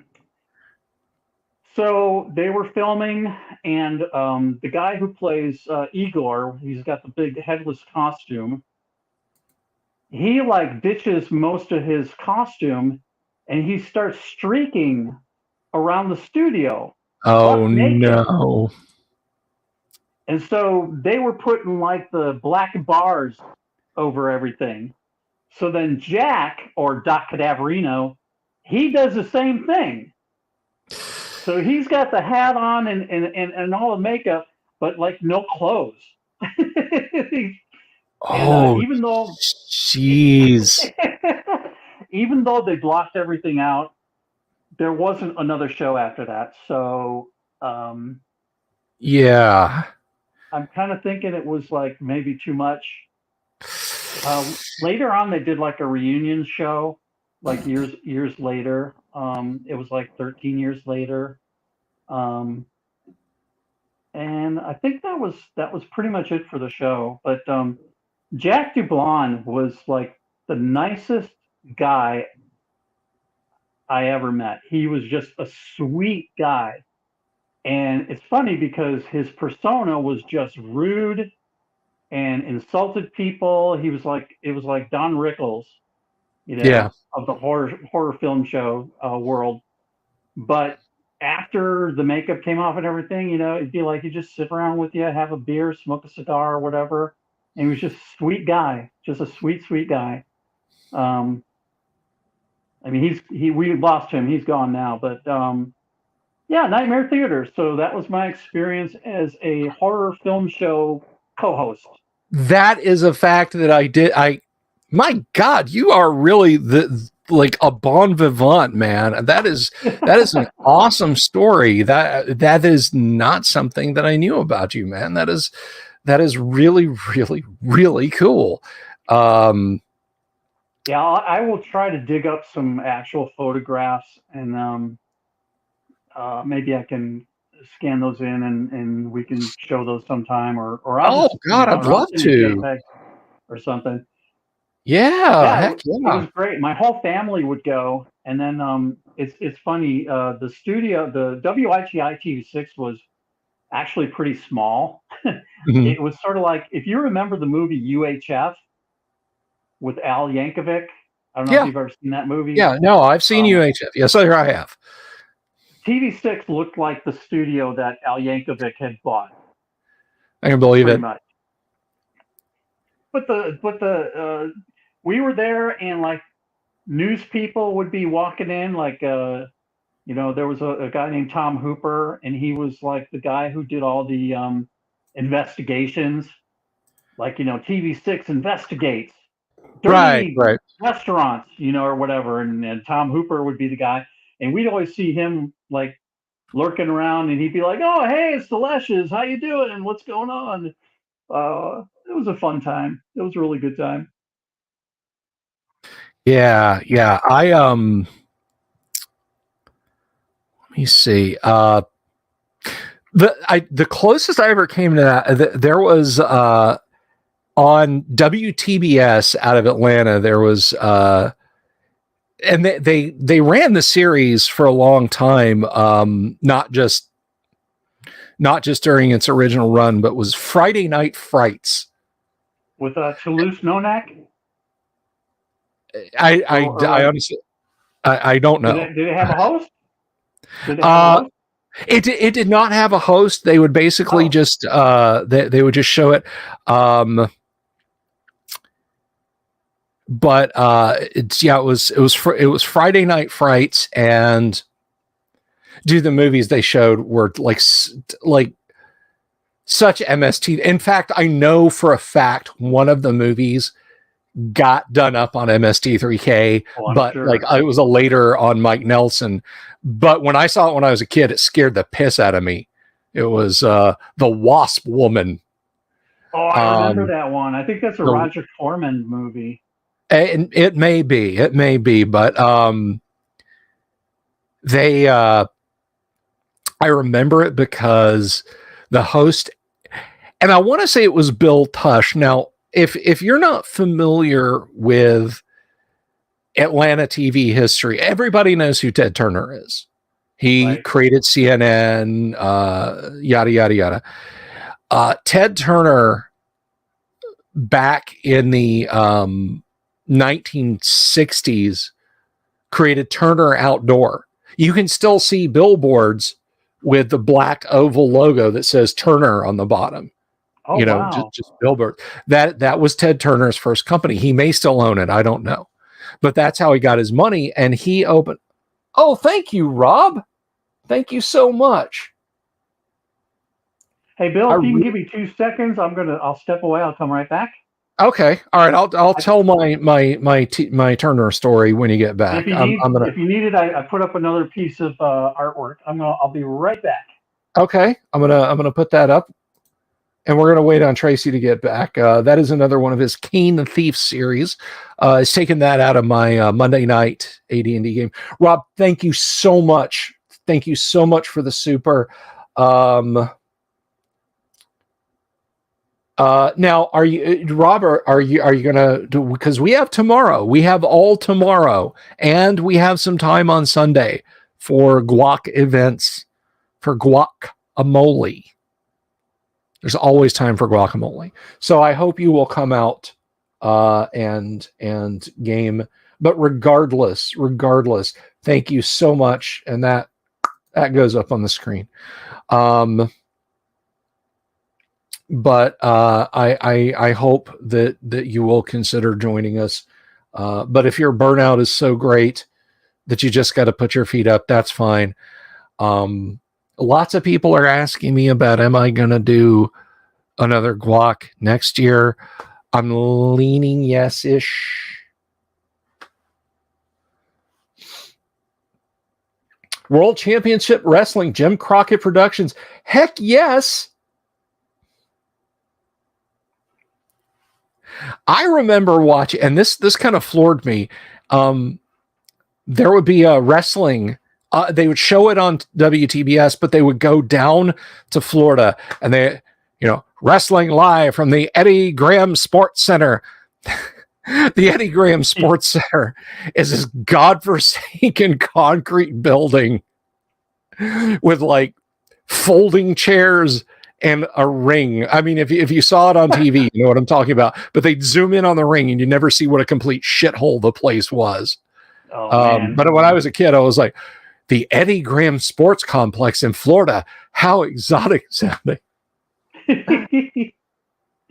But it was an armory in Florida. Yep. But anyway. I forgot. I was going to ask Adam a question back. If Adam's I'm sure he's still there. We got big audience. Yeah. Adam, did you ever get a chance to play the Gamera Space Asparagus module? Because I know that was in late show 3, I believe. So I was just curious if you Yeah.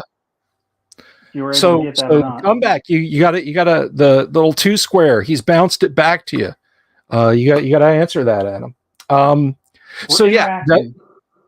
exactly. WTBS out of Atlanta, Friday Night Frights, but on like the news, on the WTBS news, and they would do like they tried an SCTV like sitcom in the late 70s thing called Tush, and it was not the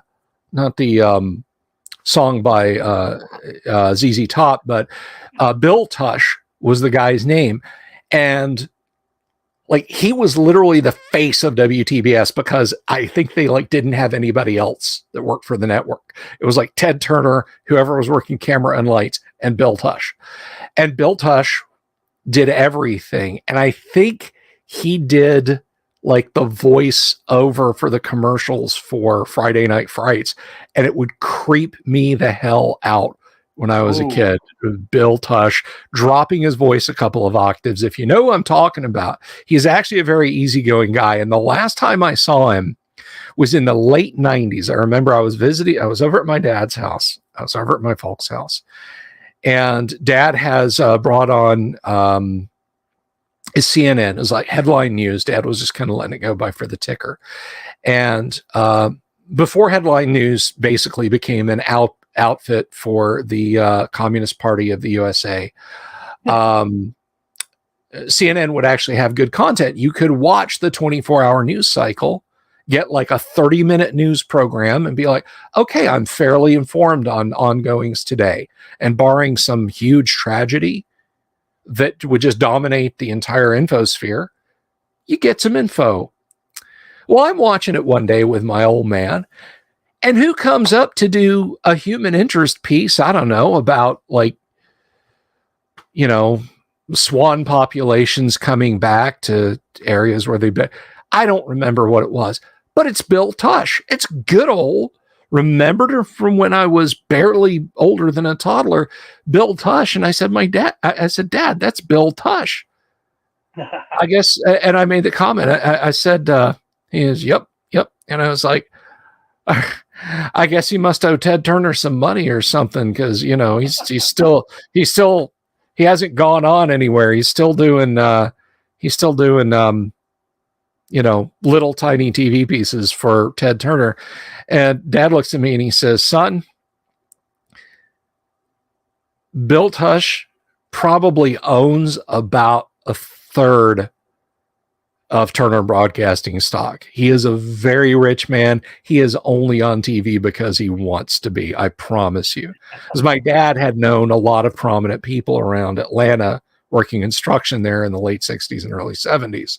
But yeah, just a little bit of television history there. And now you know. Now you know. I put up a picture of Albert the Alley Cat. Okay, let me see. There we go. Albert the Alley Cat. He was on the news every night. And another meteorologist who joined WITI later on, called Tom Skilling. And Tom Skilling, I don't know if he still works, or he used to be on WGN, and he got his start on TV6. And Albert's demise during the weather was because Tom Skilling said he would absolutely not do the weather alongside a puppet. And he got very pissed off about that. I can believe it. I can definitely believe it. But that was here is I got this little picture here too. This is I actually had one of these. This is how big Albert was in Milwaukee or in Wisconsin. Okay. Because you could get yourself one of these babies. Aww. Stick that right on your head in those snowstorms. Yeah, I living where I did in Gadsden, Alabama. Like, we had no TV networks. We got from Atlanta and from Birmingham and from Huntsville.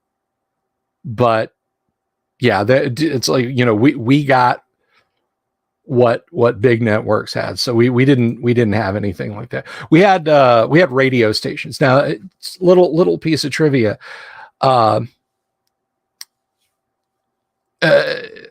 Again, this is people of a certain age. I am currently spiking my demo at 45 to 55. Okay.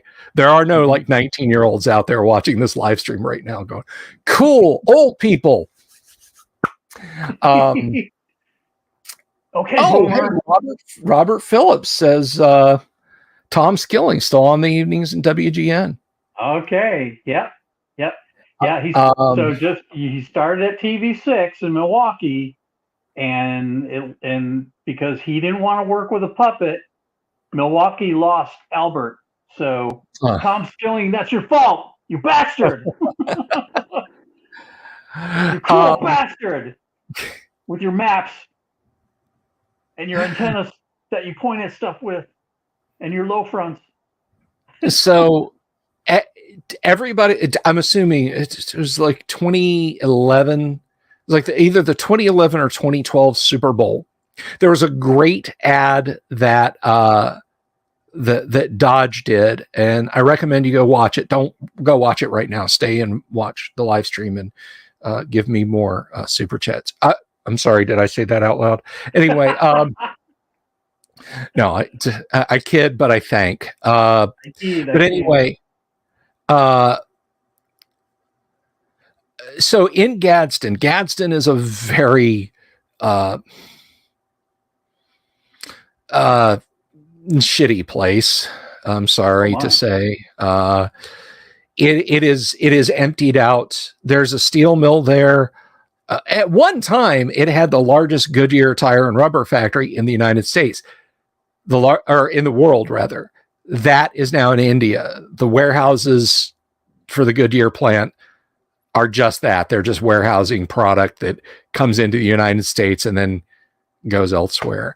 The steel mill is like, anyway, this is not to tell you sad stories of this town I grew up in, but in the 60s, Paul Harvey came to a speech to a speaking engagement in Gadsden. It was really for all of Etowah County. To give you an idea, the whole population of Etowah County is like 405,000 people, and 60,000 of those are in Gadsden.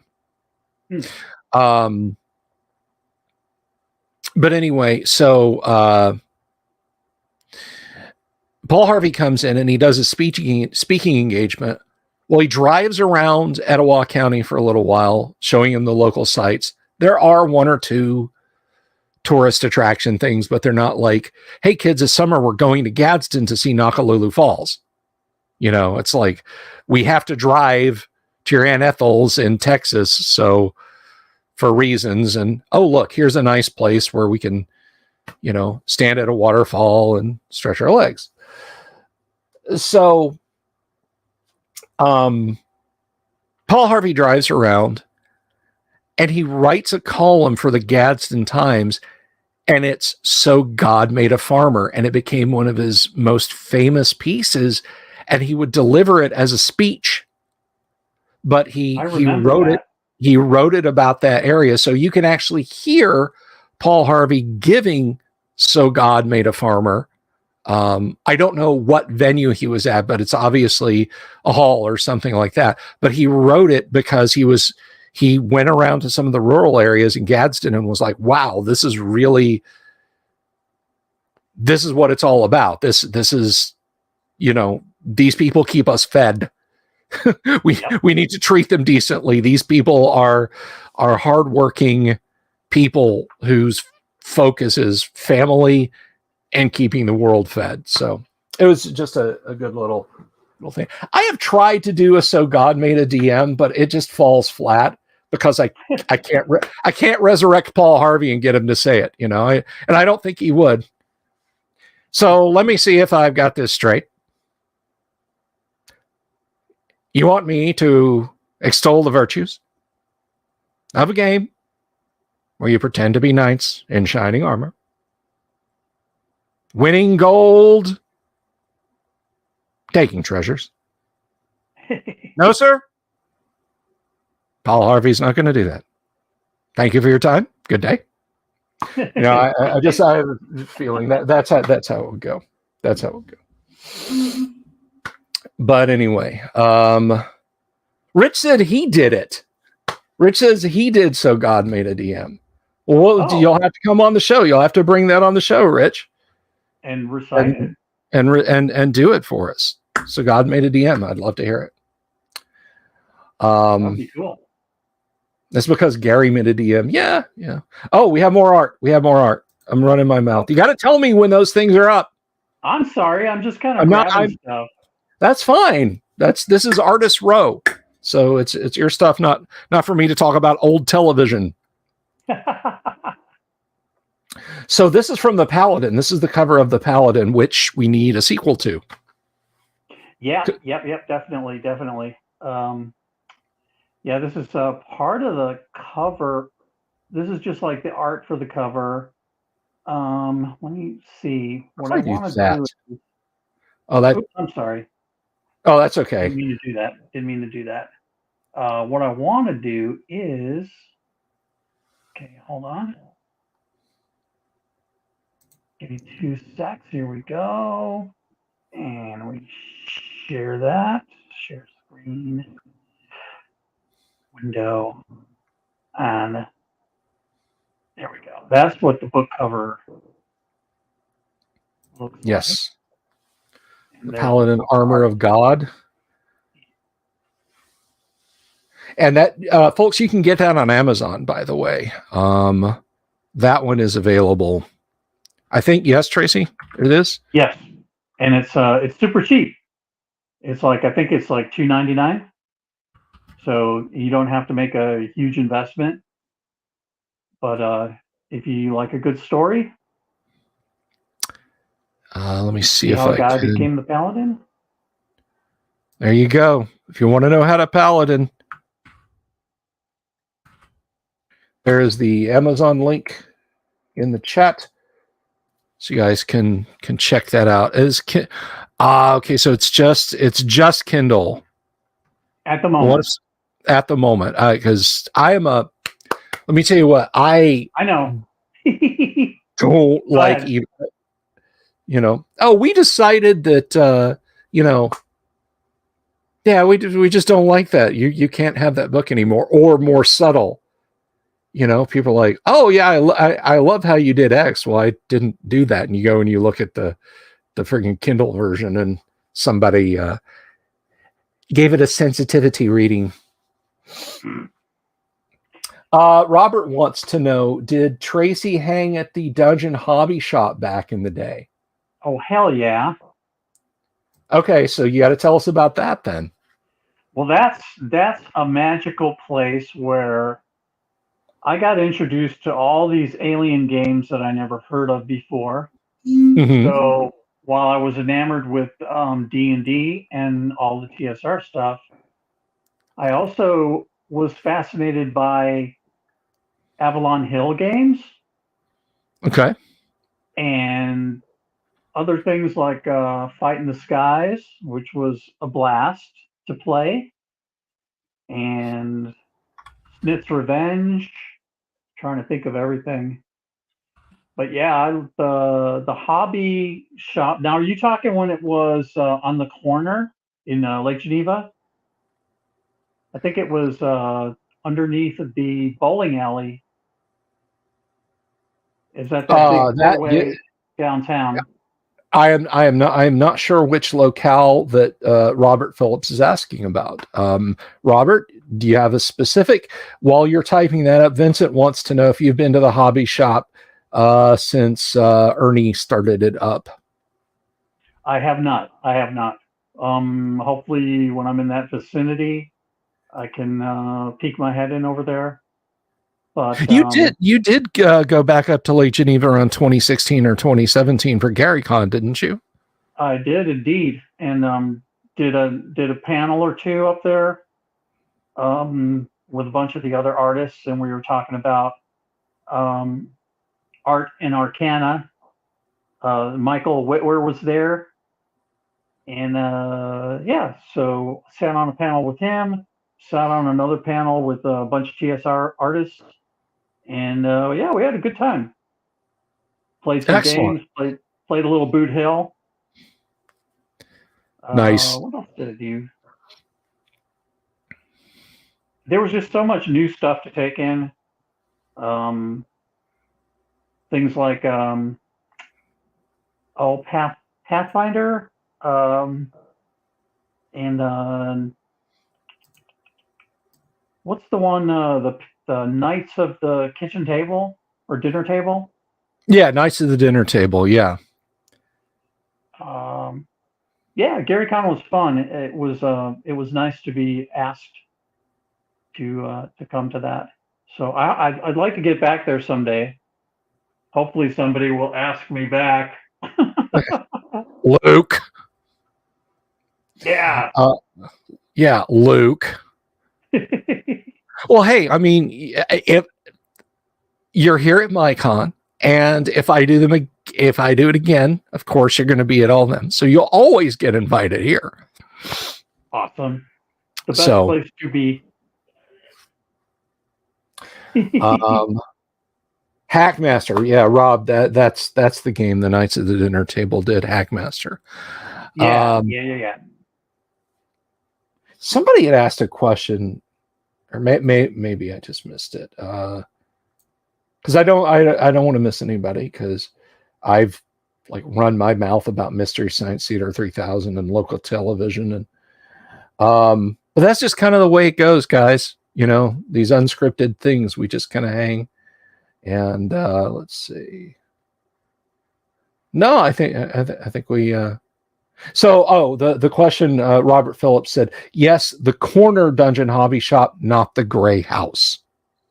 Right. Yeah, the corner one, which had a bowling alley up above it on the second floor, which is weird. It is You think of a bowling alley as needing many feet of deep mechanical, a bowling alley on the second floor. That would drive me bananas down on the first floor. The shop area used to be a bar, so you could go in on the corner and take a drink, and then you could get drunk and then have fun bowling up above, and then the people in the bar could hear your bowling balls hitting the floor and stuff like that. It was really cool. So, I mean, when you say bowling, I mean, you're talking what, 2 lanes? And not some massive, you go to a bowling alley now and it's 20 lanes or something.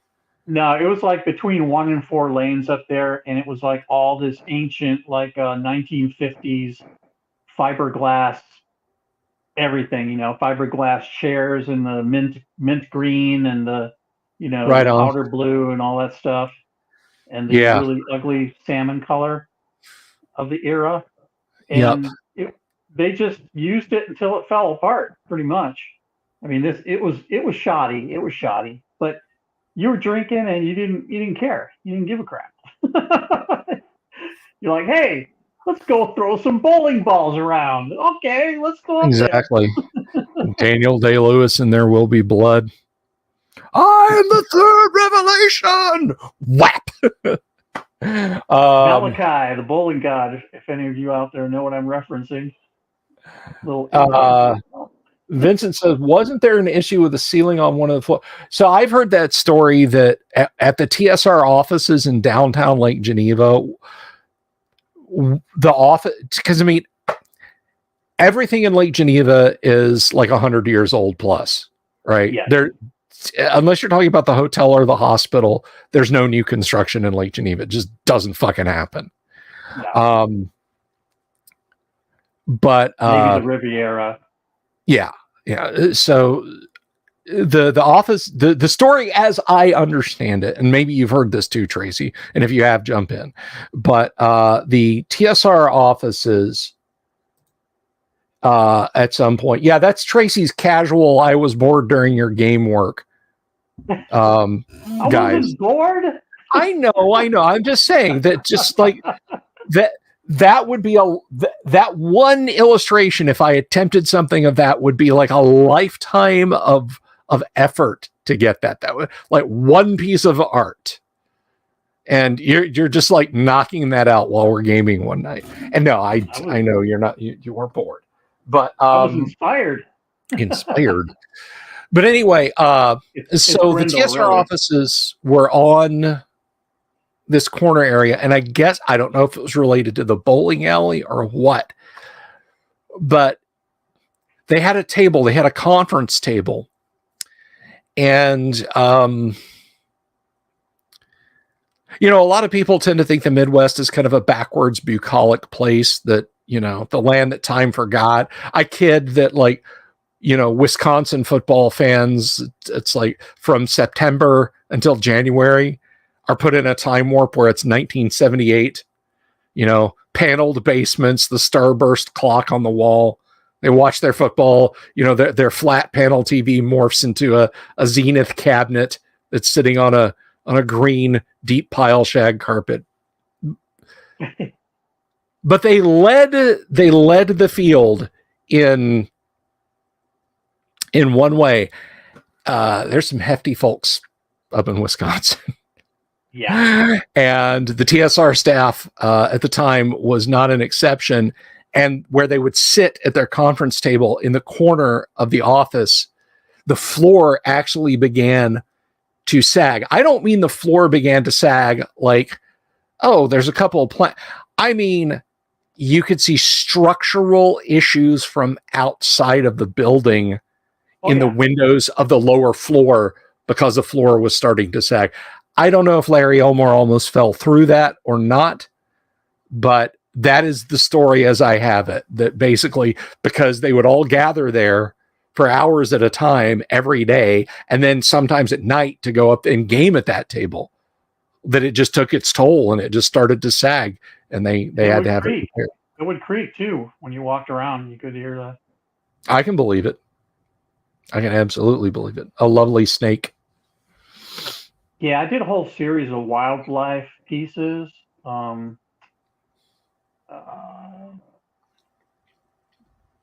something a little more colorful. Alrighty,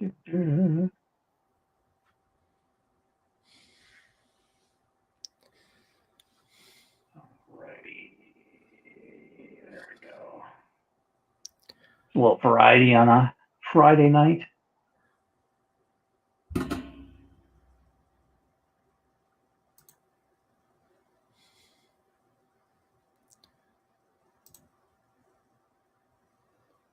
There you go. Some toads there. Yeah, these guys are extremely poisonous. These things will kill you. Yeah. Those are not the ones you want to lick to get high, folks. That is why they have the coloring that nature gave them, is to tell other predators, you don't want to eat me, because if you eat me, you're going to get sick and die, most likely. But yeah, I did a whole bunch of stuff like that. Yeah. It is. It's very nice. It's a very nice. Thank you. Sorry, I'm just kind of throwing all this stuff out. Oh no, that's okay. That's what this is Artist Row. That's why you're here. Yeah, that's kind of what I thought.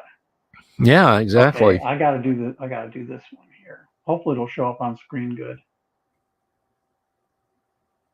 Well, I'll go full screen. Does he draw superheroes? Yes, he does.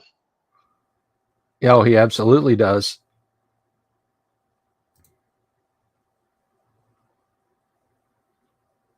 There you go, folks. I'm gonna go full screen with that so we can get it.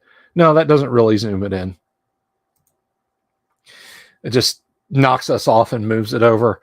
What if I do? Oh, I'm sorry. I'll get it. No, that's okay. Okay, if I do that, trying to find my. There was a dragon. I know I had a dragon. And this shrinks you. There we go.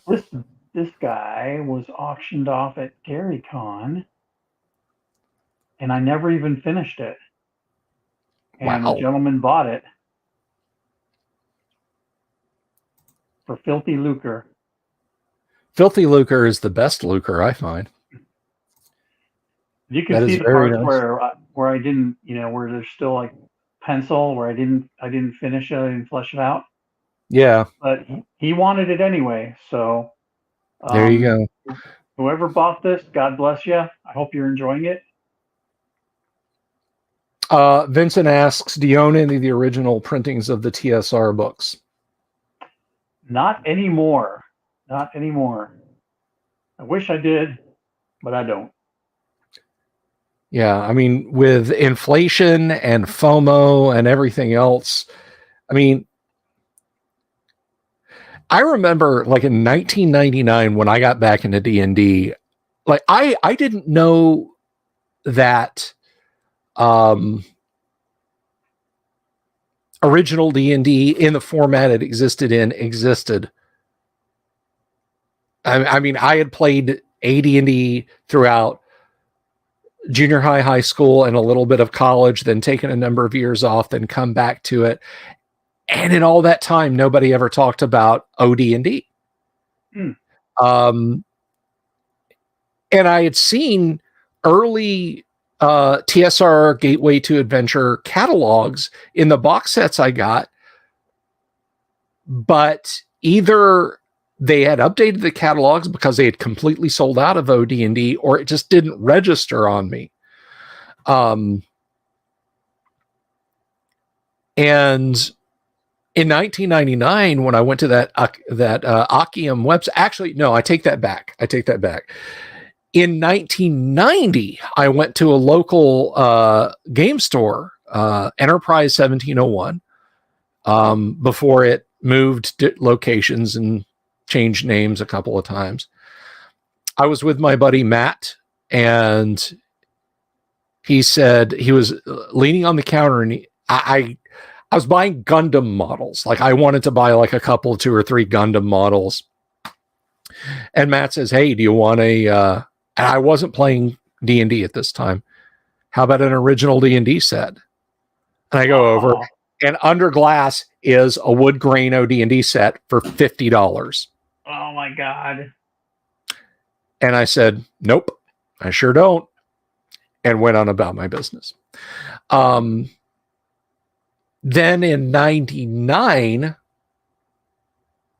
I found the Akium website where the collectors like to hang out and cause exorbitant price spikes and things. And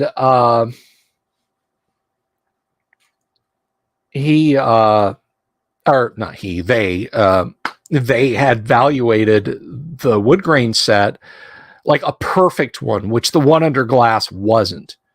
Oh, okay. But a perfect one for like $1,500. I was like, good Lord, $1,500. Wow. Well, I guess if I ever find one of those in a used bookstore and is reasonably priced, I'll pick it up. And I've watched over the years. Now, granted, 1999 was a long time ago. I can't believe I just said that. Oh, way to go, Boomer. I know. Nowadays, let's take a live reading. Let me see. I can tell you what I sold my Blackmore for back in the 90s. What'd you sell your Blackmore for back in the 90s? $300. You got a really good price for that. Very well done. All right, so here we go.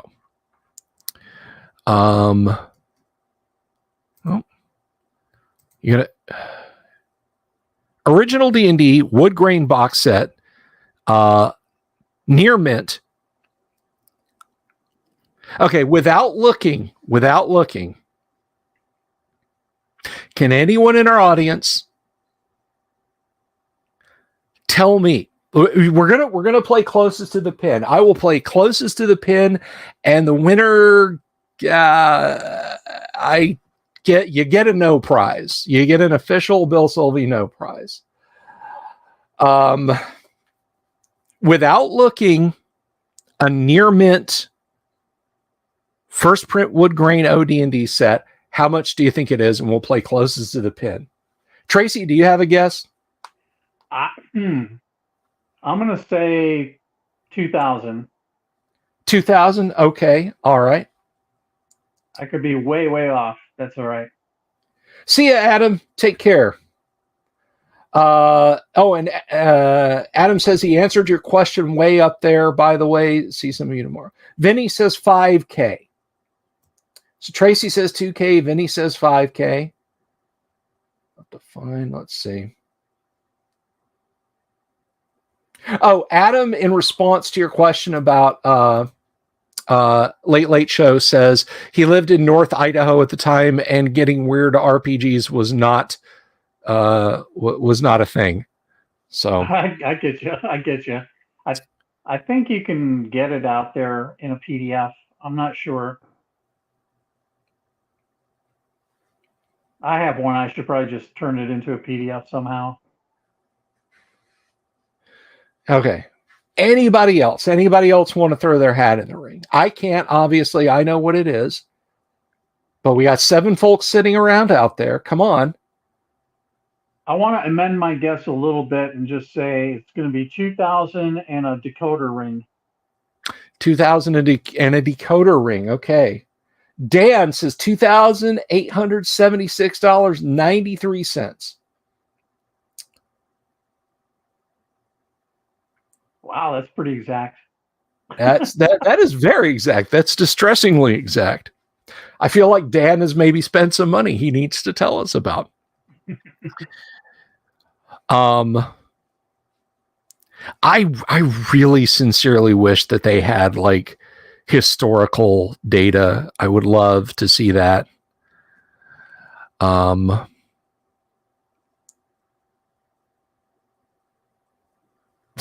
Vincent says $1. No, pick, dude. Pick. You're saying 5K, 5,500, or just pick something and stick with. I'm going to take your original 5K. That's you're clicked in. We're locking your price in. Okay, well, nobody else is bidding in, so I'm gonna let you guys know. This is the Occam's valuation, and they do what they do, and I've talked about what they do before, but anyway, their current valuation of a near mint OD&D Woody is $10,404 US. What? That is what they say. That is their Lord. Thesis.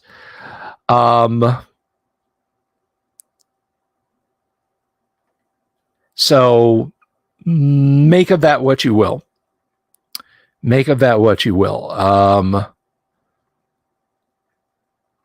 That is quite pricey. Yeah, for sure. So Rob said he was going to say 10K, but thought it was too high. I'm blown away by that. Yeah, that is crazy. That is just crazy. And you know, you can drive yourself nuts with I shouldn't have done that and I should have kept that, but how many people have died under piles of newspapers and eBay purchases and you know, what is it called? Franklin Mint, unopened Franklin Mint boxes and stuff like that, you know, literally just heaps of it, just a little path through the house and the whole thing, you know, just reeks. You can't really live like that, you know? No. Some days you get the bear and someday the bear gets you. I went into a used bookstore and I found a true first print Dungeon Master's Guide, a true first print Player's Handbook, and a true first print Monster Manual. I mean, true first print. The Monster Manual came with an errata sheet. And that, you know, that's stuff that people would step over their mother for to get out of my hands if they thought they could. You can't, you know, you can't let yourself drown in ephemera of what if. Now, you can have my signed OD&D books that I have autographed by Gary and Dave both when you pry them from my cold dead hands. And the same goes for art prints that you've signed for me. Thank you. My Art and Arcana book, but don't. I kind of view the Akium the same way I view what is it? Cool Mini or Not. You can go nuts looking at Cool Mini or Not, going, I will never be that good. I will never be that good. Anybody who's aspiring to paint miniatures, I always just tell them, don't look at Cool Mini or Not. You may stumble on it. Block it in your web browser. Set up a rule where you can't open that web page because it'll just depress the hell out of you. Well, if I can't be that good, that it sets a bad standard. Yes, strive to be the best you can. I mean, as an artist, do you find that's the case, that a lot of people get discouraged because they can't be as good as you, so they just give up? That's an intriguing question. I hope not. I mean, I think if you're an artist, no matter what you're doing, you've got something to offer, and maybe the next guy, it's not his cup of tea, but for somebody else, it might be. Myself, I've always tried to encourage artists, that I've talked with and stuff.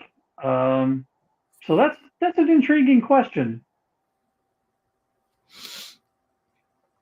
I mean, art is a funny thing. I honestly, I'm not trying to crush anybody's dreams, and Tracy, you may disagree with me on this, and that's fine.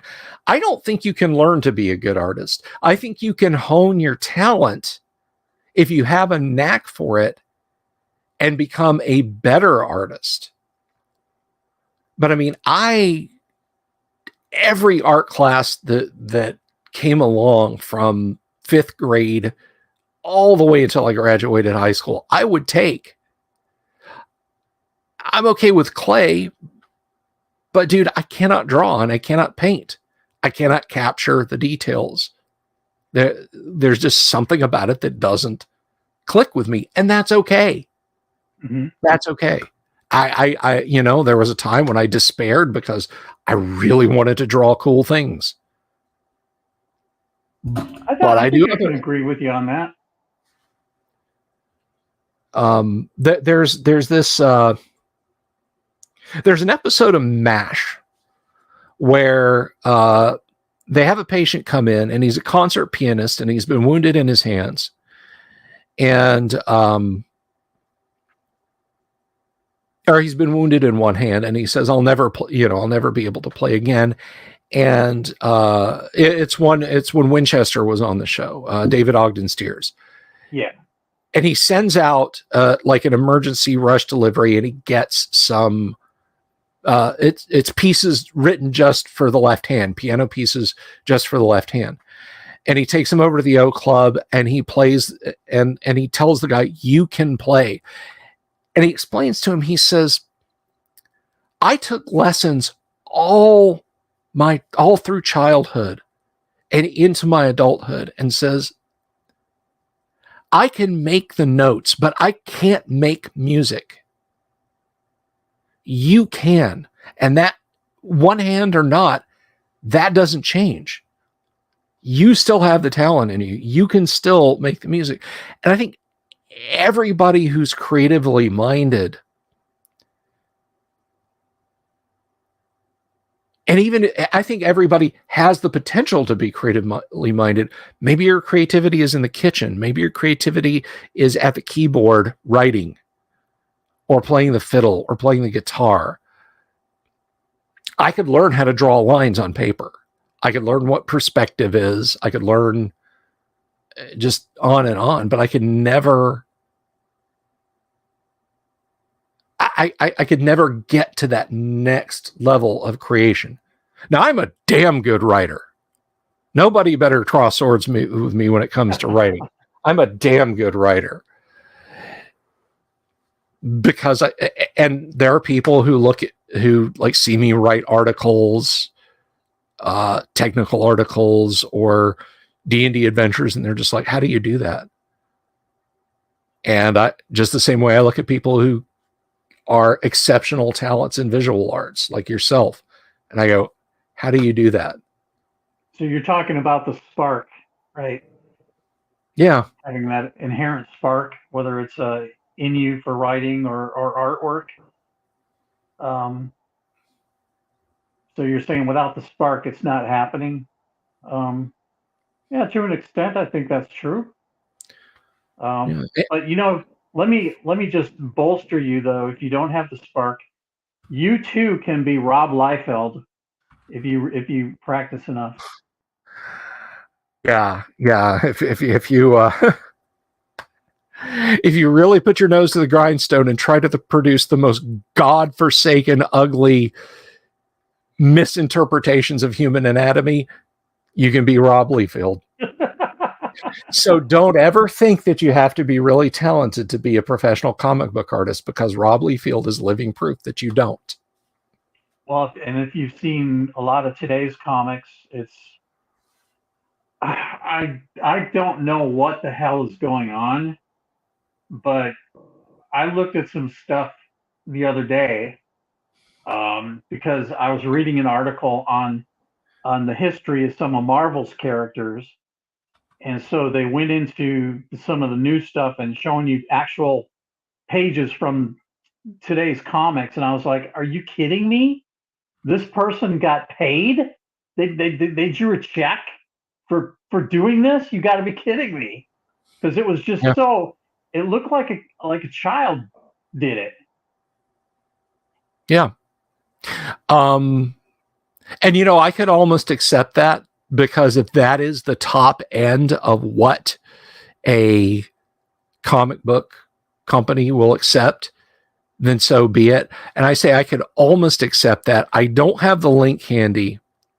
I know you and I have talked about this before, but for any of our guests who our audience might not be aware, about 6 or 7 years ago, there was a Spider-Man Venom comic, and Venom was dealing with this alien race.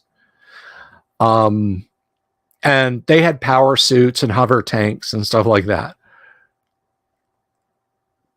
All of the art for the aliens, all of their tech, their tanks, their battle mechs, all of that stuff was taken directly from the Tau, the alien race, the Tau in Warhammer 40K. All of it. God. Wow. And here's the thing. The artist who stole that stuff didn't even steal it in the sense that he looked at it, said, I like those designs, and draw it in the comic. They took the 3D models out of the video game for Warhammer 40K called Dawn of War. Mm-hmm. And I know that's true because in a couple of places, if you know what you're doing, you can go into the libraries of 3D video games and pull the 3D models out and look at them in model viewers. It's not a difficult task if you know what to look for. Mm-hmm. But usually, because there's parts that have to move independently, like a tank has a turret on it, they're in multiple pieces. So if you want to bring them into a 3D viewer or copy them into your comic book, you have to pay attention to what you're moving and how you scale it in your 3D viewer. Whoever it was screwed up because there's a couple of little turrets on the front of the Tau tanks that they forgot to scale properly. So picture in your mind's eye something that's supposed to be the size of a quarter, but it's the size of the dime, but it's still in the right place. Yeah. Yikes. So it wasn't even a case of an artist did bad art. It wasn't even a case of an artist copied art from Games Workshop. They literally just opened up a 3D file viewer and dragged the 3D objects into their drawing program. Wow. And dropped them. Wow. The color schemes and textures were even the same. They pulled the whole they didn't even like. I mean, there's tribute stuff that people do sometimes, right? I mean, I think all artists, you go through D&D books. Jeff D has like a treasure chest. I think it's in the official release of Hidden Shrine of Tamacon. And the treasure chest has like Captain America's shield and Hawkeye's mask in it. It just looks like they're upside down, so it just looks like a shield and some kind of weird helmet. But if you focus on it long enough and turn it upside down, you're like, that's Captain. That's a tribute. Yeah, I don't see anything wrong with that. Yeah. But I mean, there are what we call in the biz swipes, where artists will take, maybe they like a certain pose of a character and they'll like redo it in their own style. Mm-hmm. But usually if you have any sort of integrity with a swipe, you give attribution. So you might say, it'd be signed like Tracy Lesch, and then it'll say after Jack Kirby or whoever it was that you swiped from. Yeah. So swipes are acceptable in the biz, but you got to give attribution. You can't just like swipe stuff and say, oh, well, this is mine. It's like, no, you copied somebody else's work. You swiped it. But like you said, the line is it a tribute? Is it an act of admiration and love? Or you just couldn't figure out what the hell you wanted to do, so you stole something else that looked cool and slapped your name on it and said, yeah, I did this. Big difference. Yeah, I mean, the worst I've seen in like actual drawn art was Leafield again, and it was there's a really, really great bit. Frank Miller's art is very stylized. I love Miller. His Batman Dark Knight series, that 4 issues here, that is arguably some of the greatest comic books ever written. Whereas I would not argue at all. the Dark Knight Returns. I mean, I'm not a DC guy, and I'm like, this is superhero comics right here.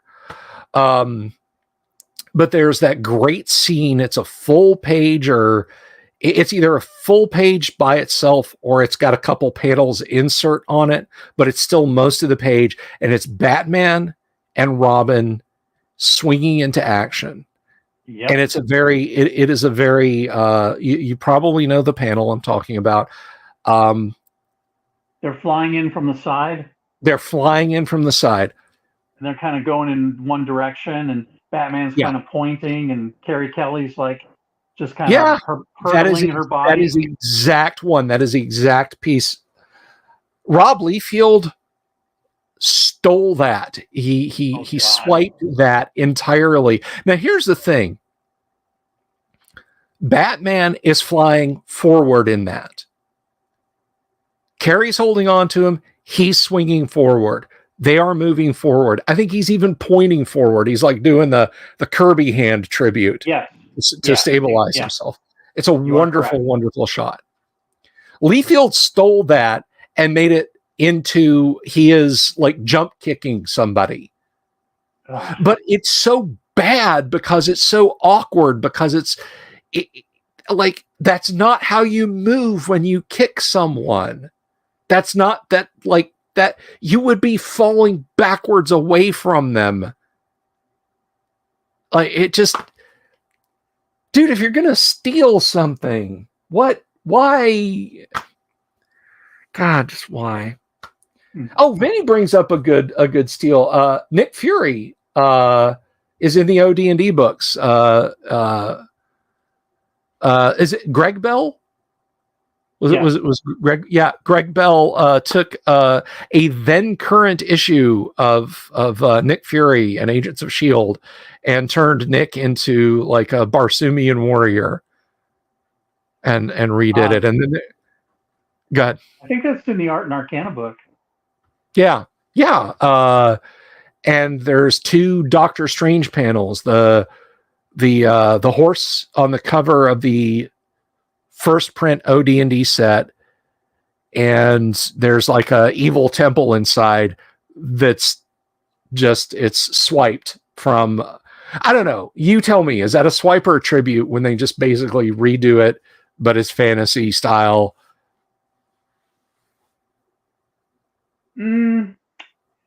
It's sort of is it in a gray area? You get into those copyright issues where it's like legally they want to know, did you alter it enough from the original so that it's a new piece of artwork, or did you just copy the original? And with that one, I lean towards, creating a new piece of art from the pose, because it's a good pose. Yeah. I mean, the Teutonic Knight on the OD&D cover, that's literally like just a copy. With all due respect to Greg Bell, and I hope I'm not stepping on any old friendships, the Teutonic Knight on the OD&D cover is just like taken straight out of Doctor Strange. That's not a tribute. That's a swipe. Right. But I think the other stuff. Where were those? Let me see. See if I can find this.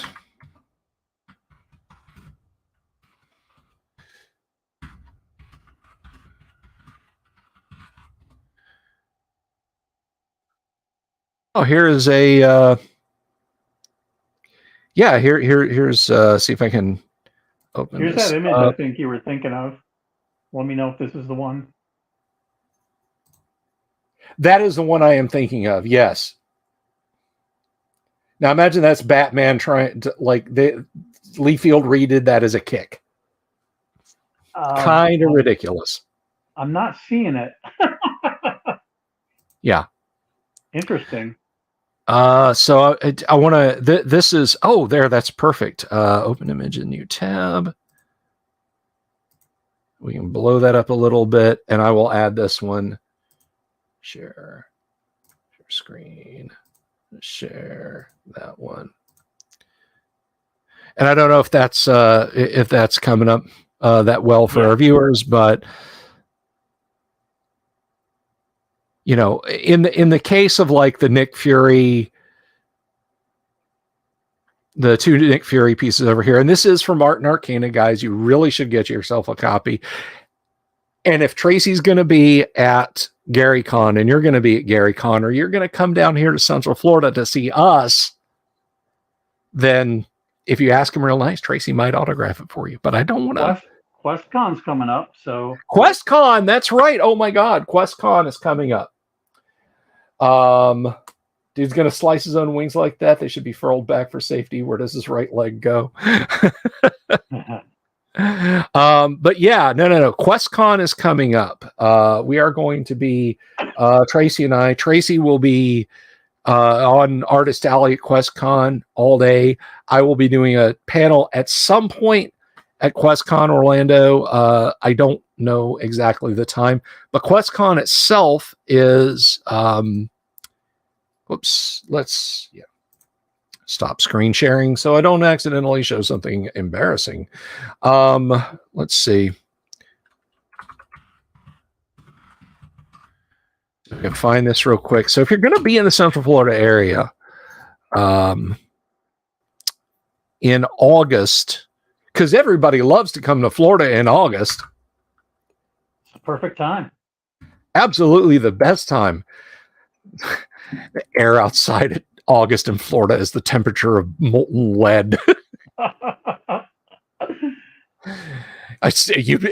Honestly, if they held this con on the sun, it could not be hotter. But I'm also used to it because I've lived here for 40 something years.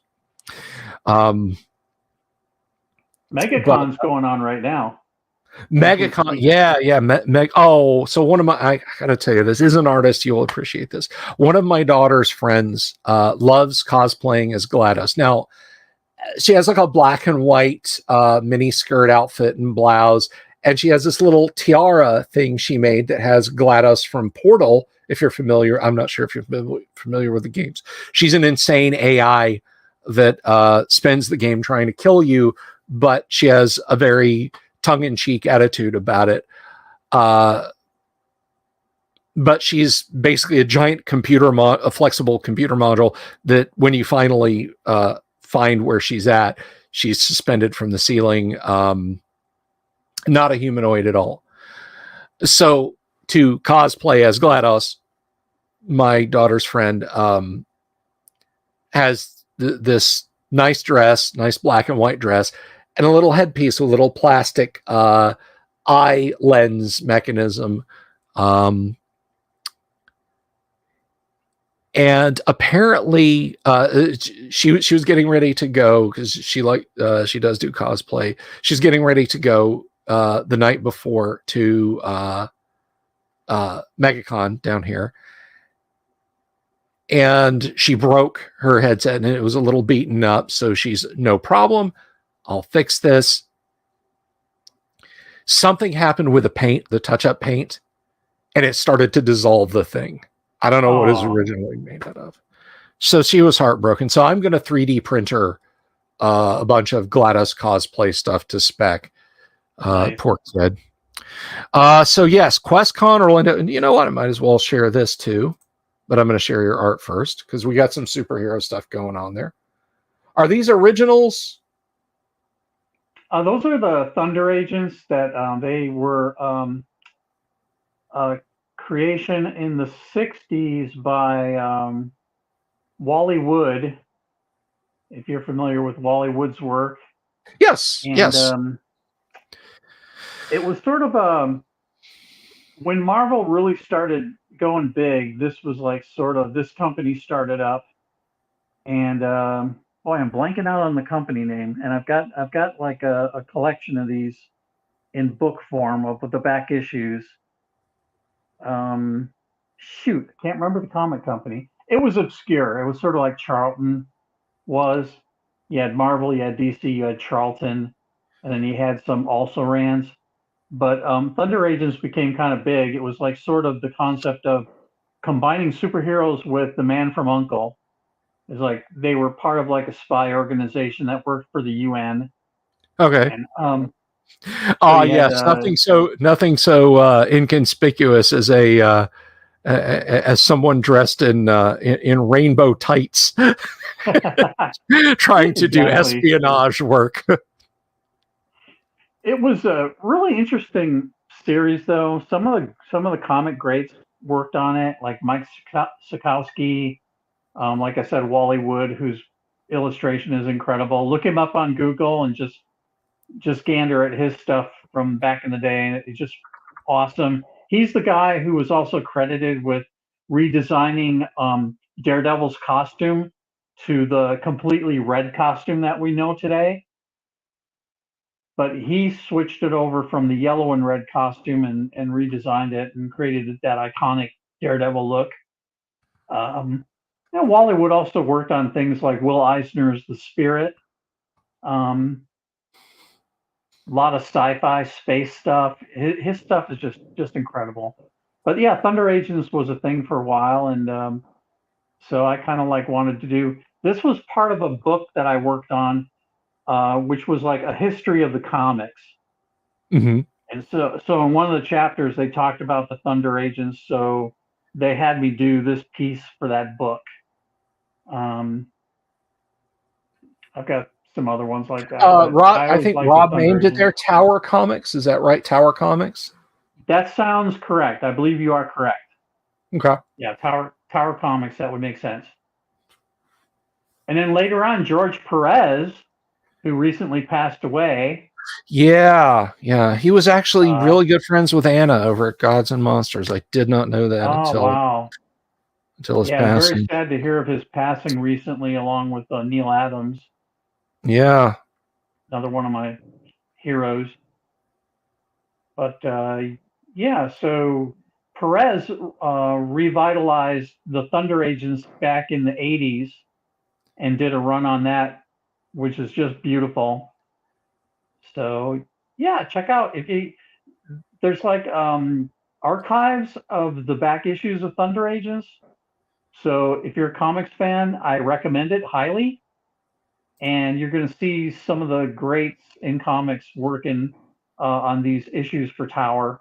Just really good stuff. Mm.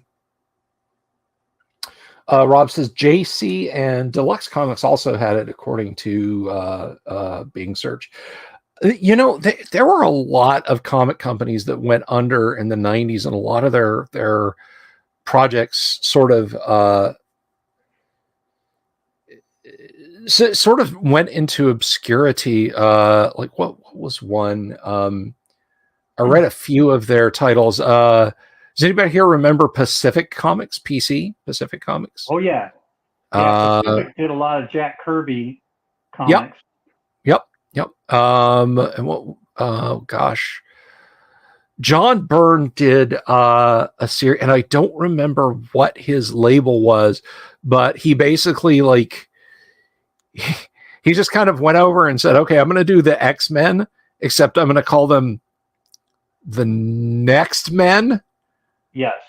It was a little bit of a different take with the Next Men than the actual X-Men, but it was very John Byrne.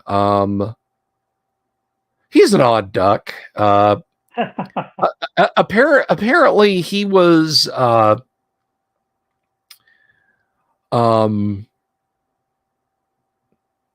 like he was kind of the all father, the Odin of a comic book forum. And I don't know if this is still a case, but they basically said, "Oh my God, John Byrne, you want to post here?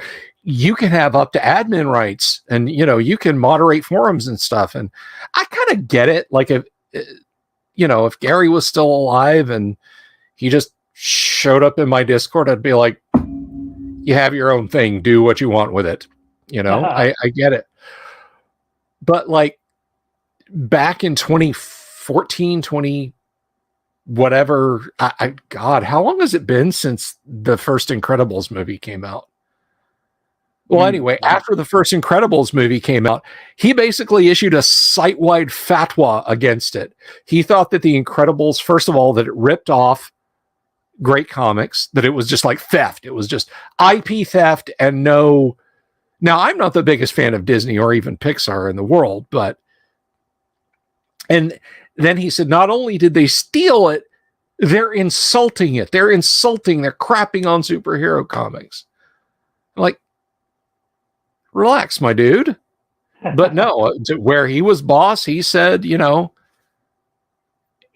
will get banned if you talk about if you try and start Incredibles topics. If someone comes up and they're disparaging it and you don't, you get kick banned. But no, he was doing his own thing with was Next Man on Dark Horse? Next Man. Yeah, I gotta look it up now. You might be right. Yeah, I feel like it was.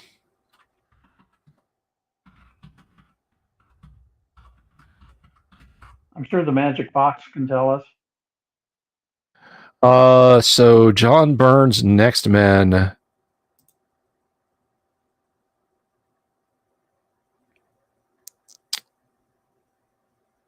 I'm going to give a shout out to Jack Herman, a buddy of mine from when we were kids, and he went on. He wrote the series The Elementals, which I think really from.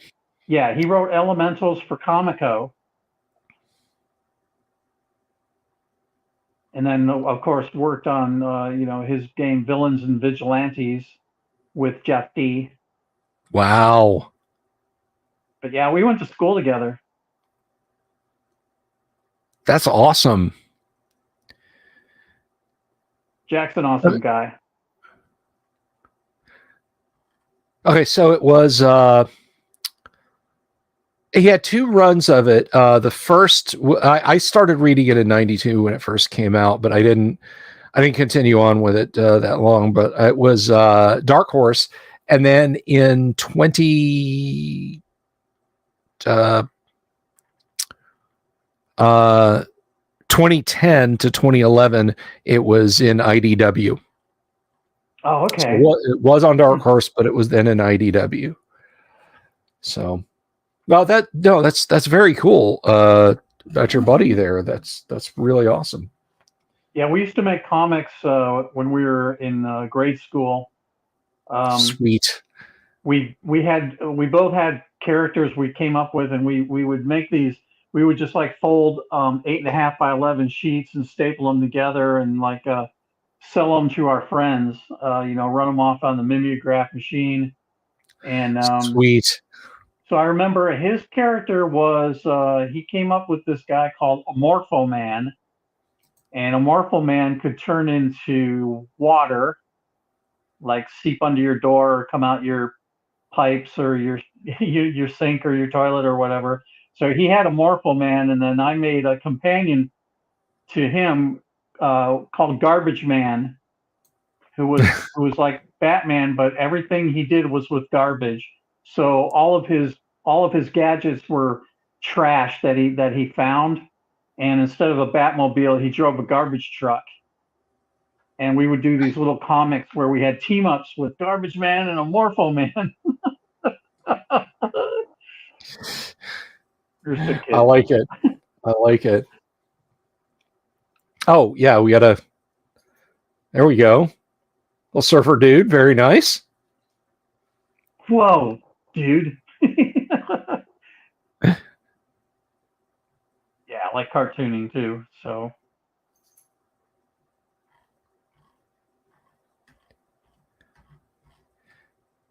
Right. Oh gosh. Well, it is. Good Lord, it's 11 o'clock. We've been running our mouths for almost 3 hours now. I wondered when you would notice. I'm like, at some point he's going to look. I've been having fun. Like, I've been enjoying the heck out of this because this is con, man. This is convention related. So let me just. This is a lot of fun. I hope you can get in on a game or to tomorrow. Let me see. So I gotta. And there, by the way, guys, is the link to QuestCon. Tracy and I will be there. They're going to let me run my mouth, and then I'm gonna go hang out with Tracy on Artist Alley. Woohoo! Inside, nice. where we won't explode. So just to recap, tomorrow I am going to be running original Dungeons and Dragons, a Space Hulk demo, and Tales from the Loop. And then there's a lot of people running other stuff tomorrow. So please, if you are just kind of tuning in and you watch my show, but you, for some reason, don't know about the great online underground gaming convention, there is a link on Band. You can check it out, check out the game schedule, get in on that. And I will share the Discord link with you here real quick, too. Spread the guac around, like any spread the guac, exactly. And if you're watching this at some undetermined point in the future, and you go looking for these things in this Discord, and it's not there, greetings, future person from the past. It's over. if you're watching this like in the year 2075, and you're like, I cannot find this. Well, I'm dead now. So stupid Earthman. Yeah. But if you're watching this tonight and you don't know about it, please come by. We have guac. And I'll share the merch link too. You're not going to get your merch. Like if you order it tonight, You're not going to get it tomorrow. It's Teespring, but Dungeon Minister was nice enough to create this, and yeah, way to go. You can wear a T-shirt around and people go, "Guac, what the hell is that?" And you can then point them at my website. But anyway, or my live streams. Anyway, thank you everybody who hung around tonight. We had a fine old time. We had a lot of good nostalgia. I didn't know Tracy was a regional TV star. Did any of you? No, you did not. Don't say you did. I will be back on Monday. I'm not live streaming anymore this weekend, but I will be running games throughout tomorrow and a couple on Sunday. Please consider stopping by and playing. We have lots of good games in the grid. Even if you don't play in my game, plenty of other people have deigned to run games. So go give them a try. Have a wonderful evening, guys. Tracy, thank you so much for stopping by the Artist Alley. It was a lot of fun having you. And guys, if anyone wishes to buy a Tracy Lesch art print, seriously, let me know and I will put you in touch with him and we'll make arrangements. Okay. So y'all have a lovely evening. Thank you to Vinny, Adam, too many people to mention, and all my supporters out there on social media. Of course, I got to take just a hot minute and thank you guys like I do with most of the shows. So thank you, Joshua Garlock, Lord Corion, Ricky Maru, Mobius, Kevin Reynolds, Doomsword Deathmaster, Mark Simpson, Damien 247, James F. Keck, William Smith, the Dungeon Minister, who is responsible for all that awesome merch, Manny Wall, Mark Corey, Kevin Wood, Todd Sharp, Carnivore Farmer, Rob, you know I can't say that, Jeremy Rule, Bo Ganora, Mikey Mank, and Sky Hernstrom. Thank you again, everyone. Have an absolutely wonderful weekend, regardless of what you do. I'll see you Monday. Peace.